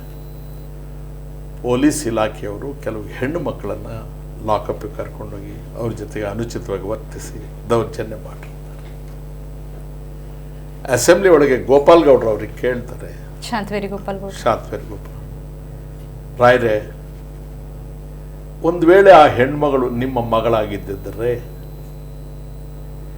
ನಿಮ್ಮ ಶ್ರೀಮತಿಯವರಾಗಿದ್ದರೆ ನೀವೇನು ಮಾಡ್ತಾ ಇದ್ರಿ ಅಂತ ಕೇಳ್ತಾರೆ. ಏನು ಮಾಡಿದ್ರಿ ಗೊತ್ತಾ ರಾಮರಾಯರು? ತಕ್ಷಣಕ್ಕೆ ಒಂದು ಬಿಳಿ ಹಾಲೆ ತಂದು ರಾಜೀನಾಮೆ ಪತ್ರ, ಬರೀ ಮಂತ್ರಿಗಿರಿಗಲ್ಲ, ಶಾಸನ ಸಭೆಗೂ ರಾಜೀನಾಮೆ ಪತ್ರವನ್ನು ಕೊಟ್ಟು ನಿಜಲಿಂಗಪ್ಪನವರಿಗೆ ನಮಸ್ಕಾರ ಮಾಡಿ ಹೊರಟು ಹೋಗ್ತಾರೆ. ಅಷ್ಟು ಸೂಕ್ಷ್ಮವಾಗಿರಬೇಕಾಗಿಲ್ಲ. ತಾಂತ್ರಿಕತೆಗಳ ನೆಪ ಒಡ್ಕೊಂಡು ನಾವು ಏನೇನೋ ಭಾಷೆ ಬಳಸ್ಕೊಂಡು ಇಂಥದ್ದು ಮಾಡಿದಾಗ ಎಲ್ಲಿಗೆ ನಾವು ಬರಬೇಕು? ನಾವು ನಾಗರಿಕರ ಮಧ್ಯೆ ಉತ್ತರ ಕೊಡಬೇಕು. ಸಮಾಜದ ಮುಖ್ಯವಾಹಿನಿ ಓಡಾಡೋದಕ್ಕೆ ಭಯ ಆಗುತ್ತೆ. ಚುಲಿಂಗೇಗೌಡ್ರ ದೇವೇಗೌಡರ ವಿಚಾರ ಪ್ರಸ್ತಾಪ ಮಾಡ್ತಾ ಚೂರು ಪೂರ್ವಕವಾಗಿ CD ಹಗರಣದಲ್ಲಿ ಇಷ್ಟೆಲ್ಲ ನಡೀತಲ್ಲ, ಅಲ್ಲಿ ನಡಿಬೇಕಾಗಿದ್ದು 2 ಕೆಲಸ. ಒಂದು, ಆ ಘಟನೆ ನಡೆದಿದೆಯೋ ಇಲ್ವೋ, ಆ ಘಟನೆ ನಡೆದದ್ದೇ ಸತ್ಯವಾದರೆ, ಸತ್ಯ ಅಂತೇಳಿ ಸಾಬೀತಾದರೆ, ಈಗ ಆ ಸಂತ್ರಸ್ತೆ ನನಗೆ ಈ ರೀತಿ ಆಗಿದೆ, ಅನ್ಯಾಯ ಆಗಿದೆ ಅಂತೇಳಿ ಲಿಖಿತ ರೂಪದಲ್ಲಿ ಕೊಟ್ಟ ಮೇಲೆ ನೀವೇನು ಕ್ರಮ ಜರುಗಿಸ್ಬೇಕು? ಸರ್ಕಾರ ನಿಜವಾದ ಸರ್ಕಾರವೇ ಆಗಿದ್ರೆ, ಪ್ರಜಾಪ್ರಭುತ್ವ ವ್ಯವಸ್ಥೆ ಒಳಗೆ ನಿಜವಾದ ಸರ್ಕಾರ ಆಗಿದ್ರೆ, ನಿಜವಾದ ಪೊಲೀಸ್ ಇಲಾಖೆ ಈ ರಾಜ್ಯದಲ್ಲಿ ಇದೆ ಅಂದರೆ, ರಕ್ಷಣಾ ಇಲಾಖೆ ಇದೆ ಅಂದರೆ ಏನು ಮಾಡಬೇಕು? ಏನು ಮಾಡ್ಬೇಕು ಹೇಳಿ? ಅದನ್ನ ಬಿಟ್ಟು ನೀವು ಎಲ್ಲೆಲ್ಗೂ ತಗೊಂಡು ಹೋಗ್ತೀರಿ. ಅವ್ರು ಯಾರೋ ಅವ್ರ ತಂದೆ ತಾಯಿ ಸಹಕರಿಸಿ ನನ್ನ ಜೊತೆಗೆ ಒಂದು ಸಾವಾಗುತ್ತೆ. ಸಾವಾದಾಗ ಏನು ಮಾಡ್ತೀವಿ? ಇಂಥವ್ರು ತೀರ್ಕೊಂಡಿದ್ದಾರೆ ಅಂತ ಹೇಳಿ ಬಂಧು ಮಿತ್ರರಿಗೆ, ಸಂಬಂಧಿಕರಿಗೆ ಎಲ್ಲರಿಗೂ ಹೇಳಿ ಕಳಿಸ್ತೀವಿ. ಕರೆಕ್ಟ್. ಅದಾದ ನಂತರ ಅವರ ನಂಬಿಕೆ ಇರ್ತಕ್ಕಂಥ ಧರ್ಮದ ಪ್ರಕಾರ ವಿಧಿವಿಧಾನಗಳನ್ನು ಅನುಸರಿಸಿ ಅಂತ್ಯಕ್ರಿಯೆ ಮಾಡ್ತಾರೆ. ಒಂದು ಮಗು ಹುಟ್ಟುತ್ತೆ, ನಾಮಕರಣ ಅಂತ ಮಾಡ್ತೀವಿ, ಅದಕ್ಕೊಂದು ವಿಧಿ ಇದೆ. ಹೌದು. ಹಾಗೆ ಕಾನೂನು ಏನಿದೆ, ಶಾಸನ ಏನಿದೆ, ಅದು ಜಡ ಅಲ್ಲ, ಅದಕ್ಕೆ ಚಲನಶೀಲತೆ ಇರುತ್ತೆ. ಅದು ಆ ಸಂದರ್ಭ ಬಂದಾಗ ಯಾವ ಉದ್ದೇಶಕ್ಕಾಗಿ ಆ ಶಾಸನವನ್ನು ರೂಪಿಸಿರ್ತೇವೆ, ಸರಿ, ಅದು ತನ್ನ ಕೆಲಸವನ್ನ ತಾನಾಗೆ ಮಾಡಬೇಕು.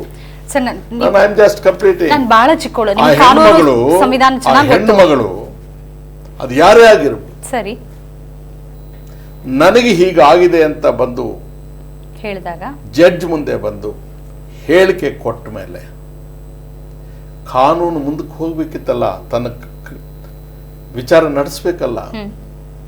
ಎಲ್ಲಿ ಕಾನೂನು ಮಲ್ಕೊಂಡ್ಬಿಟ್ಟಿದ್ಯಲ್ಲ, ಕಾನೂನೇ ಸತ್ತು ಹೋಗಿದೆಯಲ್ಲ. ಕೇಳಿ ಬಿ ವಿ ಗಣೇಶ್ ಅವರೇ, ಕಾನೂನೇ ಸತ್ತು ಹೋದ್ಮೇಲೆ ಅಲ್ಲ, ಗಣೇಶ್ ಅವ್ರು ಏನ್ ಮಾಡ್ತಾರೆ, ಕಾನೂನೇ ಸತ್ತು ಹೋಗಲ್ಲ. ಉತ್ತರ ಕೊಡ್ತೀನಿ, ಪಕ್ಷದ ನಾನು ಪಕ್ಷದ ಉತ್ತರ ಕೊಡ್ತೀನಿ. ನಾನು ಹೇಳಿದ್ರೆ ಪಕ್ಷದ ಆಧಾರದಲ್ಲಿ ಮಾತಾಡ್ತಾ ಹೇಳ್ತೀನಿ. ಒನ್ಸ್ ಅಗೈನ್, ನಾನು ಹೋದ ವಿಧಾನಸಭೆಯಲ್ಲಿ ಕಾನೂನು ಸತ್ತು ಹೋಗಿದೆ ಅಂದ್ರೆ ಏನರ್ಥ ರಮೇಶ್ ಕುಮಾರ್ ಅವರೇ? ಕಾನೂನು ಸತ್ತೋಗಿದೆ ಅಂದ್ರೆ ಪ್ರಬಲರು, ಸ್ವಾರ್ಥಿಗಳು, ಅದನ್ನ ಅಪರಾಧ ಮನೋಭಾವ ಇರೋರು ಸರ್ಕಾರದಲ್ಲಿದ್ದಾರೆ. ತಮ್ಮ ಹಿತ ಕಾಪಾಡ್ಕೊಳ್ಳಿಕ್ಕೆ ಕಾನೂನನ್ನ ಬದಿಗೆ ತಳ್ತಾರೆ. ನ್ಯಾಯಾಲಯಗಳು ಇವ್ರು ಜರುಗಿಸಿದ್ರೆ ತಾನೆ ಮುಂದಿನ ಕ್ರಮ ನ್ಯಾಯಾಂಗ ಜರುಗಿಸ್ಬೇಕಾಗಿರೋದು. ಇವ್ರು ಹೋಗ್ಬೇಕಲ್ಲ. ಹಿಂದಿನ ವಿಧಾನಸಭೆಯಲ್ಲಿ ಜಗದೀಶ್ ಶೆಟ್ಟರ್ ಅವರು ವಿರೋಧ ಪಕ್ಷದ ನಾಯಕರಾಗಿದ್ದರು. ನಾನು ಹಿಂದಿನ ಸಾಲಲ್ಲಿ ಕೂತ್ಕೊಳ್ತಿದ್ದೆ, ಆಡಳಿತ ಪಕ್ಷಕ್ಕೆ ಸೇರಿದ್ದೆ. ಅವ್ರು ತಮ್ಮ ಭಾಷಣವನ್ನು ಮಾಡ್ತಾ, ಇದನ್ನು ವಿಧಾನಸಭೆಯಲ್ಲೂ ಹೇಳಿದ್ದಾರೆ. ಸಕಲೇಶ್ಪುರ ತಾಲೂಕಿನಲ್ಲಿ ಒಂದು ಹೆಣ್ಣು ಮಗಳ ಮೇಲೆ ಅತ್ಯಾಚಾರ ಆಗುತ್ತೆ, ಆ ಅಪರಾಧಿಯನ್ನು ಹಿಡ್ಕೊಳ್ತಾರೆ, ಅವನು ಬಟ್ಟೆ ಸಮೇತ ಸಿಗ್ತಾನೆ. 6 ತಿಂಗಳಾಗಿದೆ, ನೀವೇನು ಕ್ರಮ ಜರುಗಿಸಿಲ್ಲ, ಕೋರ್ಟಿಗೆ ಚಾರ್ಜ್ ಶೀಟು ಹೋಗಿಲ್ಲ, ಆ ಇನ್ಸ್ಪೆಕ್ಟರ್ಗಳ ಮೇಲೂ ಏನು ಕ್ರಮ ಜರುಗಿಸಿಲ್ಲ ಅಂತ ಹೇಳ್ತಾರೆ. ಶ್ರೀಮಂತ್ ತಿಮ್ಮಪ್ಪನವರು ಸಭೆಯ ಅಧ್ಯಕ್ಷರಾಗಿದ್ದರು. ನಾನು ಮಾಮೂಲಿ ಸದಸ್ಯ, ಆಡಳಿತ ಪಕ್ಷದ ಸದಸ್ಯ. ಜಗದೀಶ್ ಶೆಟ್ಟರ್ ಅವರಲ್ಲಿ ವಿನಂತಿ ಮಾಡ್ಕೊಂಡು ಹೇಳಿದೆ, ತಾವು ಕೂತ್ಕೊಳ್ಳಿ 1 ನಿಮಿಷ ಅಂತ. ಅಧ್ಯಕ್ಷರೇ, ನಿಮಗೂ ಹೆಣ್ಮಕ್ಳಿದ್ದಾರೆ, ನನಗೂ ಹೆಣ್ಮಕ್ಳಿದ್ದಾಳೆ. 4 ಗಂಟೆ ಒಳಗೆ ಅವನು ಯಾರು ಅಪರಾಧಿ, ಚಾರ್ಜ್ ಶೀಟ್ ಯಾಕೆ ಹೋಗಿಲ್ಲ, ಆ ಇನ್ಸ್ಪೆಕ್ಟರ್ಗಳ ಮೇಲೆ ಯಾಕೆ ಕ್ರಮ ಜರುಗಿಸಿಲ್ಲ, ಇದಕ್ಕೆ ಸ್ಪಷ್ಟ ಉತ್ತರ ಕೊಡದೆ ಹೋದ್ರೆ ನಾನು ಅಸೆಂಬ್ಲಿ ನಡೆಸೋದಕ್ಕೆ ಬಿಡೋದಿಲ್ಲ ಅಂತ ಹೇಳಿದೆ. ಶ್ರೀನಿವಾಸಪುರಕ್ಕೂ ಅದಕ್ಕೂ ಸಂಬಂಧ. ಆದರೆ ಕರ್ನಾಟಕ ವಿಧಾನಸಭೆಯ ಸದಸ್ಯ, ಸಾರ್ವಜನಿಕ ಜೀವನದಲ್ಲಿದ್ದೇವೆ. ಪ್ರಸ್ತಾಪ ಮಾಡಿದ್ದು ಜಗದೀಶ್ ಶೆಟ್ಟರ್ ಅವರು. ಒಂದು ಹೆಣ್ಣು ಮಗಳನ್ನ, ಅವಳ ಮರ್ಯಾದೆ, ಅವಳ ಮಾನದ ಪ್ರಶ್ನೆ. ಇವತ್ತು ಅದೇ ಸ್ಥಿತಿನೇ ನಂದು. ಆ ಹೆಣ್ಣು ಮಗಳು ನನ್ನ ಮಗಳು. ಅವಳು ಅಂಗಲಾಚಿ ಬೇಡ್ಕೊಳ್ತಾಳೆ, ನನಗೆ ಹೀಗಾಗಿದೆ ಅಂತ ಹೇಳಿ ನ್ಯಾಯಾಧೀಶರ ಮುಂದೆ ಹೇಳಿಕೆ ಕೊಡ್ತಾಳೆ. ಮುಂದಿನ ಕ್ರಮ ಯಾರು ಏನ್ ಜರುಗಿಸ್ಬೇಕು ಅನ್ನೋದಕ್ಕೆ ಯಾರು ದಿಕ್ಕೇ ಇಲ್ಲ. ಸರ್ಕಾರ ಇದೆಯಾ, ಕಾನೂನು ಇದೆಯಾ, ನಾವು ಮನುಷ್ಯರ, ಅಥವಾ ನಾವು ಮತ್ತೆ ಹಿಂದಕ್ಕೆ ಹೋಗಿ ಕಾಡಿನಲ್ಲಿತ್ತಲ್ಲ ಮೃಗಗಳು ಹಾಗಿದ್ದೇವಾ, ಯಾರ ಮೇಲೆ ಬೇಕಾಗಿದ್ರು ಬಿದ್ದು ಹೋಗಬಹುದು ಅಂತಕ್ಕಂಥದ್ದು. ವಿ ವಿ ಗಣೇಶ್ ಅವರೇ, ನಿರ್ಭಯ ಪ್ರಕರಣ ಆದ್ಮೇಲಂತೂ ಜಸ್ಟಿಸ್ ವರ್ಮಾ ಕಮಿಟಿ ಬಂದ ಮೇಲೆ ಕಾನೂನುಗಳು ಇನ್ನಷ್ಟು ಬಲಿಷ್ಠವಾಗಿದೆ. ಆದರೂ 164 ಅಡಿಯಲ್ಲಿ ಹೇಳಿಕೆ ಕೊಟ್ಟರು, ಇಲ್ಲಿ ತನಕ ಆರೋಪಿ ಸ್ಥಾನದಲ್ಲಿರೋರ ಬಗ್ಗೆ ಒಂದೂ ಕ್ರಮ ಆಗಿಲ್ಲ ಅಂತಂದ್ರೆ ಜನನೂ ಪ್ರಶ್ನೆ ಕೇಳ್ತಾರೆ. ಸಾಮಾನ್ಯವಾಗಿ ಒಂದು ಅಂದ್ರೆ ಯಾರ ಹತ್ರ ಅಧಿಕಾರ ಇದೆ, ಹಣ ಇದೆ, ಅವರು ಕಾನೂನನ್ನು ಕೊಂಡ್ಕೊಳ್ಬೋದಾ, ಈ ಥರದ ಅಭಿಪ್ರಾಯಗಳು ಮೂಡೋದು ಸಹಜ. ಏನು ಉತ್ತರಿಸ್ತೀವಿ? ನಾನು ಇವರಿಬ್ಬರ ವಿದ್ವತ್ತಿನ ಬಗ್ಗೆ ನಾನು ಮಾತನಾಡೋಕ್ಕಾಗಲ್ಲ. ಯಾಕೆ ಅಂದರೆ ಇವರಿಗೆ ಒಂದು ಶಬ್ದ ಭಂಡಾರ ಇದೆ, ಇತಿಹಾಸ ಗೊತ್ತಿದೆ, ಎಲ್ಲವನ್ನೂ ಗೊತ್ತಿದೆ. ಮಾತನಾಡತಕ್ಕಂಥ ವಿಚಾರ ಅಷ್ಟೇ ನಾನು ಬಂದ್ಬಿಡ್ತೀನಿ, ಗೊತ್ತಿದೆ. ಅವರು ಏನು ಕಾನೂನು ಸತ್ತಿದೆ ಅಂತ ಹೇಳಲಿಕ್ಕೆ ಅವ್ರಿಗೆ ಅಧಿಕಾರ, ನಾನು ಹೇಳಲಿಕ್ಕಾಗಲ್ಲ. ಕಾನೂನು ಸತ್ತಿಲ್ಲ, ಕಾನೂನು ಜೀವಂತವಾಗಿದೆ, ಚಲನಶೀಲತೆಯಲ್ಲಿದೆ. ಅದರ ದಿಕ್ಕು ಒಂದು ಸ್ವಲ್ಪ ನಿಧಾನ ಆಗ್ಬೋದು, ಹರಿಯತಕ್ಕಂಥ. ಆಮೇಲೆ ಕನ್ನಡದಲ್ಲಿ ಒಂದು ಮಾತು ಈ ವಿಚಾರದಲ್ಲಿ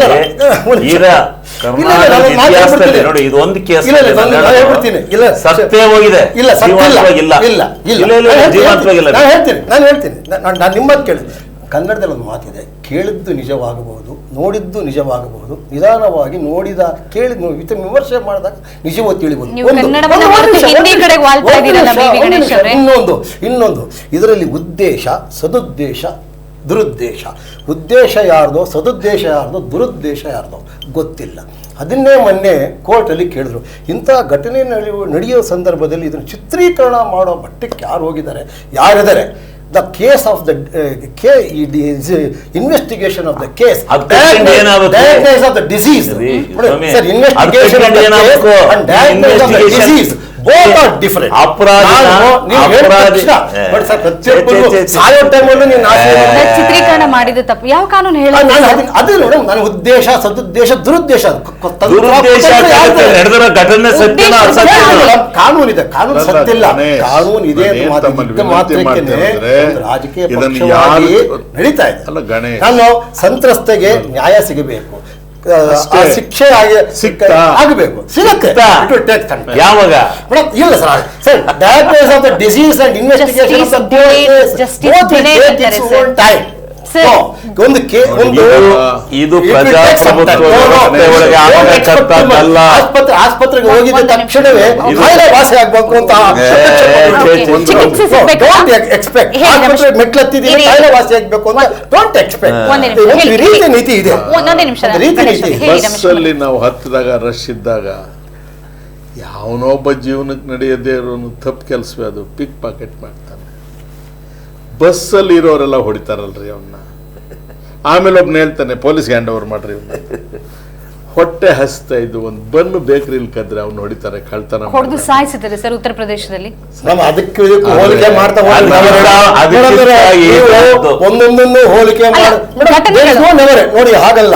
ನೀವು ವಿಷಯಾಂತರ ಮಾತಾಡಿಕೊಂಡು ಹೋಗೋದಕ್ಕೂ ವಿಷಯದ ಬಗ್ಗೆ ಪೂರ್ಣ ಪ್ರಮಾಣದಲ್ಲಿ ಮಾತಾಡಬೇಕು. ನಾನು ನಿಮ್ಮ ಬಗ್ಗೆ ಅದ್ರ ಬಗ್ಗೆ ನೀವು ಹೇಳಿದ ವಿಷಯಕ್ಕೆ ಸ್ಪಂದಿಸಿ ಮಾತನಾಡ್ತೇನೆ. ಅದು ನಾನು ತುಂಬಾ ಕುತಂತ್ರ ಯಾರಾದ್ರೂ ಸಂಚು ಹೂಡಿದ್ದಾರೋ ಆ ವ್ಯಕ್ತಿಯನ್ನ ಮುಗಿಸ್ಬೇಕು, ಅವು ಯಾವುದು ನನಗೆ ಸಂಬಂಧ ಇಲ್ಲ. ಅವು ಯಾವ್ದು ಬೇಕಾಗಿದ್ರು ಕಾನೂನು ಕ್ರಮ ಜರುಗಿಸಲಿ ಅಂತಂದಿದ್ರೆ ಅವ್ರಿಗೆ ಆಗೋ ಶಿಕ್ಷೆ ಎಲ್ಲ ಅವ್ರಿಗಾಗಲಿ. ಆದರೆ ಈ ದೇಶದಲ್ಲಿ ಒಂದು ಹೆಣ್ಣು ಮಗಳು ನ್ಯಾಯಾಧೀಶರ ಮುಂದೆ ಹೋಗಿ ಹೇಳಿಕೆ ಕೊಟ್ಟ ಮೇಲೆ ಮುಂದಿನ ಕ್ರಮ ನಾವು ಏನು ರೀತಿಯ ಜರುಗಿಸ್ಬೇಕು. ಗಲ್ಲು ಶಿಕ್ಷೆ ಆಗ್ಬೋದು ಯಾವಾಗ sir, it will take some time sir. Sir, ನೀವು ಒಲೆ ಮೇಲೆ ಅಕ್ಕಿ ಇಟ್ಟ ತಕ್ಷಣ ಅನ್ನ ಆಗ್ಬೇಕು ಅಂತ ಅಪೇಕ್ಷೆ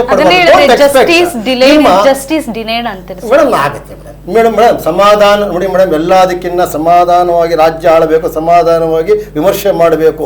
ನಮ್ಮ ಅನಿಸಿಕೆಗಳೇ ಶ್ರೇಷ್ಠವಲ್ಲ, ಸರ್ವಶ್ರೇಷ್ಠವಲ್ಲ. ನಮ್ಮ ಅನಿಸಿಕೆಗಳು, ವಿಚಾರವಂತಿಕೆಗಳು ಕೇಳುವುದಕ್ಕೆ, ನೋಡುವುದಕ್ಕೆ ಚೆನ್ನಾಗಿದ್ರೆ ನನಗೆ ಅಭಿಮಾನ ಇದೆ. ಚಿಕ್ಕ ವಯಸ್ಸವರು, ನಾನು ಈ ಥರದ್ದು ಒಂದು ಚರ್ಚೆಯಲ್ಲಿ ಅವ್ರ ಮೇಲೆ ಧ್ವನಿ ಎತ್ತರಿಸಿ ಮಾತಾಡಕ್ಕೆ ಇಷ್ಟಪಡ್ತೀನಿ. ಸಂಸ್ಕಾರಯುತವಾದ ನಡತೆನೂ ಅಲ್ಲ. ಆದರೆ ಈ ಪಕ್ಷ ಅನ್ನೋದರ ನಿರ್ಬಂಧವನ್ನ ಇಂಥದ್ದನ್ನು ಸಮರ್ಥಿಸಿಕೊಳ್ಳೋದಕ್ಕೆ ಎಲ್ಲರನ್ನೂ ಬಳಸ್ಕೊಂಡ್ಬಿಡ್ತಾರೆ ಹೊರತು ಸತ್ಯ ಸ್ಥಾಪನೆ ಮಾಡೋದಕ್ಕೆ ಯಾರು ಅವಕಾಶ ಬರುತ್ತೆ ಮೇಡಮ್. ಸತ್ಯ ಬರುತ್ತೆ, ಬೇಜಾರಾಗುತ್ತೆ. ಬೇರೆ ಆಪ್ಟಿಮಿಸ್ಟಿಕ್ ಆಗಿರೋ ಏನಾಗುತ್ತೆ, ಆಶಾವಾದಿಗಳಾಗಿರೋ ನಾವು ಅವಕಾಶವಾದ ಅಂತ ಪುನಃ ಹಿಸ್ಟ್ರಿಗೆ ಹೋಗ್ಬೇಕು. ಓಕೆ ಶಿವಲಿಂಗೇಗೌಡ್ರೆ, ಕೊನೆಯದಾಗಿ ಅಂದರೆ ಈ ಉಪಚುನಾವಣೆಯ ಫಲಿತಾಂಶ ಏನಿದೆ, ಮುಂದಿನ ಸಾಮಾನ್ಯ ಚುನಾವಣೆ ಮೇಲೆ ಅಥವಾ ಇವತ್ತಿನ ಆಡಳಿತದ ಮೇಲೆ JDS ಪಕ್ಷಕ್ಕೆ ಯಾವ ಥರದ ದಿಕ್ಸೂಚಿಯನ್ನು ನೀಡಬಹುದು ಮತ್ತು ಯಾವ ಥರದ ಪರಿಣಾಮಗಳನ್ನು ಬೀರಬಹುದು ಅಂತ ಅನ್ಸುತ್ತೆ? ಪರಿಣಾಮ ಬೀರೋದಿಲ್ಲ, ಹೆಂಗಿರುತ್ತೆ ಹಂಗಿರುತ್ತೆ, ಏನು ವ್ಯತ್ಯಾಸ ಆಗೋದಿಲ್ಲ. ಏನು ವ್ಯತ್ಯಾಸ ಆಗಲ್ಲ. ಹೇಳಿ, ನಾಯಕತ್ವ ಹಾಗೆ ಉಳ್ಕೊಂಡ್ರೆ ಚುನಾವಣೆಗಳು ನಡೀತಾ ಇದಾವೆ, ಅಲ್ಲಿ ನಮ್ಮ ಪಕ್ಷದ ಬಲವರ್ಧನೆ ಅಷ್ಟೊಂದು ಚೆನ್ನಾಗಿಲ್ಲ. ಬಸವ ಕಲ್ಯಾಣ ಇದೆ ಸರ್. ಬಸವ ಕಲ್ಯಾಣದಲ್ಲಿ ಇತ್ತು, ಸ್ವಲ್ಪ ಓಡ್ತಾನೆ. ಒಂದ್ ಸಾರಿ ಸೆಕೆಂಡ್ ಸಾರಿ ಸೋತಿದ್ದಾರೆ, ಶಿಂದೆ ಹೋಗಿದ್ರು ಸೋತಿದ್ದಾರೆ. ಹಿಂದೆ ಎಲ್ಲ ಸಂಯುಕ್ತವಾಗಿದ್ದಂತ ಎಲ್ಲ ಒಕ್ಕೂಟಾಗಿದ್ದಾಗ ನಾವು ಗೆದ್ದಿದೀವಿ ಅಲ್ಲಿ 2-3 ಸಾರಿ. ಜನತಾ ಇದು ಬಹಳ ಕ್ಲಿಯರ್ ಆಗಿದೆ, ಯಾರು ಏನು ಹೇಳಬೇಕಾಗಿಲ್ಲ. ಈಗ KSRTC ಒಂದು ಮುಷ್ಕರ ನಡೀತಾ ಇದೆ. ಮೊನ್ನೆ ಒಬ್ಬರದ್ದೆಲ್ಲ ರಸಗೊಬ್ಬರಗಳದೆಲ್ಲ ಬೆಲೆ ಏರಿಸಿದ್ದಾರೆ. ಈ ಕೊರೋನಾ ಕಂಟ್ರೋಲಿಗೆ ಬರ್ತಾ ಇಲ್ಲ. ಶಿಡಿ ಪ್ರಕಾರ ಆರ್ಥಿಕವಾಗಿ ರಾಜ್ಯ ಸರ್ಕಾರ ಬಹಳ ಸಂಕಷ್ಟದಲ್ಲಿದೆ ಅನ್ನೋ ಮಾತನ್ನ ಅರ್ಥ ಸಚಿವರೇ, ಮುಖ್ಯಮಂತ್ರಿಗಳೇ ಹೇಳ್ತಾರೆ.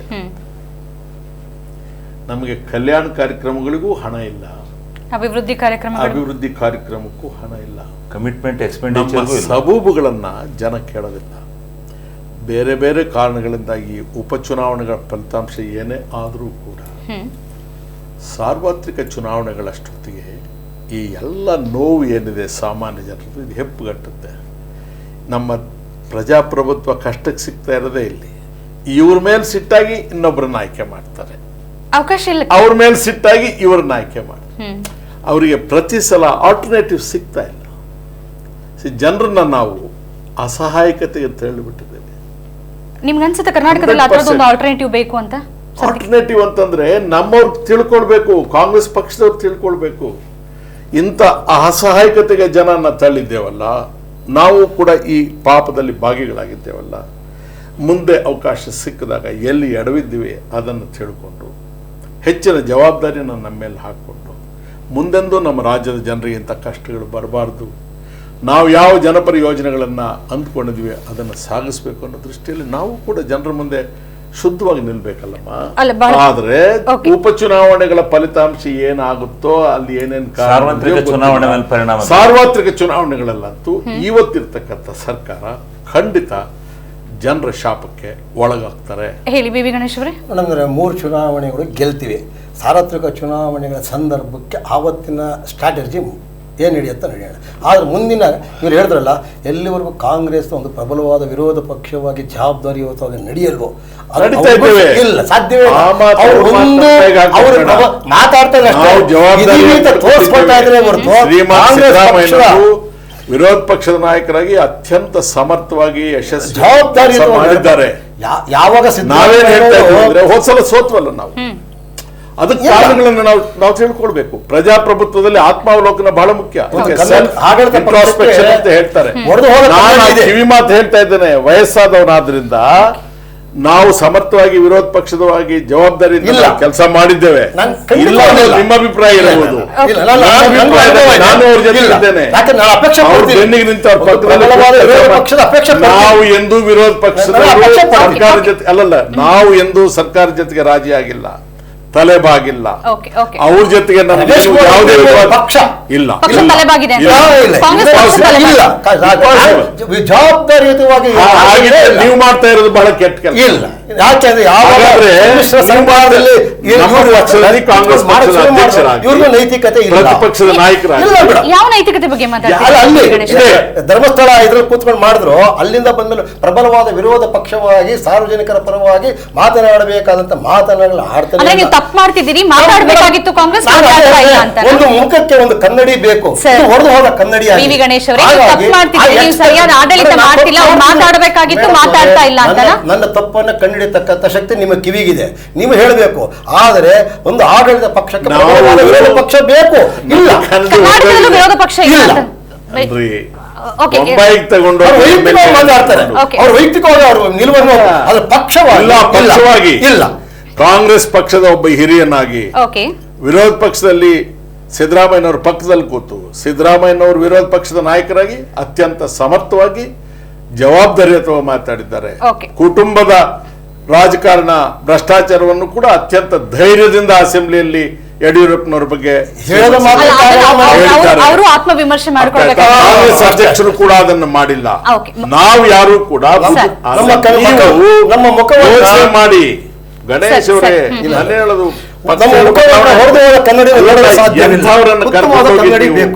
ಕರ್ಕೊಂಡೋಗಿದ್ದಿ ಅಂತ ಹೇಳ್ಬಿಟ್ಟಿದ್ದೀರಿ. ಏನ್ ಮಾಡಿದ್ರಿ? ದೀನ್ ದಯಾಳ್ ಉಪಾಧ್ಯಾಯ ಬೆಲೆ, ನನ್ನ ₹100 ಒಂದೇ ಬೆಲೆ ಉಪಯೋಗಿಸಿದ ರೀತಿ ಬೇರೆ. ದೀನ್ ದಯಾಳ್ ಉಪಾಧ್ಯಾಯ ಭಾರತೀಯ ಜನತಾ ಪಕ್ಷ ಇದು. ನಾನಾಜಿ ದೇಶ್ಮುಖ್ ಅವರ ಭಾರತೀಯ ಜನತಾ ಪಕ್ಷ ಅಟಲ್ ಬಿಹಾರಿ ವಾಜಪೇಯಿ ಅಷ್ಟು ತಗೊಂಡ್ರೆ ಸಾಕಾಗುತ್ತೆ. 3 ಚರ್ಚೆಯಲ್ಲಿ ಭಾಗಿಯಾಗಿ ತಮ್ಮ ವಿಚಾರಗಳನ್ನ ಮಂಡಿಸಿದಿರಿ. ಧನ್ಯವಾದ, ನಮಸ್ಕಾರ. ಆತ್ಮೀಯರೇ, ಇದಾಗಿತ್ತು ಇವತ್ತಿನ ವಿಶೇಷ ವಾರ್ತಾ ಭಾರತಿ ಚರ್ಚಾ ಕಾರ್ಯಕ್ರಮ. ಆತ್ಮೀಯರೇ, ವಾರ್ತಾ ಭಾರತೀಯ ಇನ್ನಷ್ಟು ವಿಶೇಷ ಚರ್ಚಾ ಕಾರ್ಯಕ್ರಮಗಳು ಹಾಗೇನೆ ಭಿನ್ನ ವಿಭಿನ್ನ ಕಾರ್ಯಕ್ರಮಗಳು ವಾರ್ತಾ ಭಾರತಿಯಲ್ಲಿ ಪ್ರಸಾರವಾಗಲಿವೆ. ಅದನ್ನ ನೀವು ನೋಡಬೇಕು ಅಂತಂದ್ರೆ ನೀವು ವಾರ್ತಾ ಭಾರತೀಯ ಯೂಟ್ಯೂಬ್ ಚಾನೆಲ್ ನ ಸಬ್ಸ್ಕ್ರೈಬ್ ಮಾಡದೇ ಇದ್ರೆ ಅದನ್ನ ಸಬ್ಸ್ಕ್ರೈಬ್ ಮಾಡಿ, ಬೆಲ್ ಬಟನ್ ಒತ್ತಿ. ಜೊತೆಗೆ ನಿಮ್ಗೆ ಈ ಕಾರ್ಯಕ್ರಮ ಇಷ್ಟವಾದಲ್ಲಿ ನಿಮ್ಮ ಸಲಹೆ, ಸೂಚನೆ, ಅಭಿಪ್ರಾಯಗಳನ್ನ ಮುಕ್ತವಾಗಿ ಕಮೆಂಟ್ ಮುಖಾಂತರ ತಿಳಿಸಿ. ನಮಸ್ಕಾರ.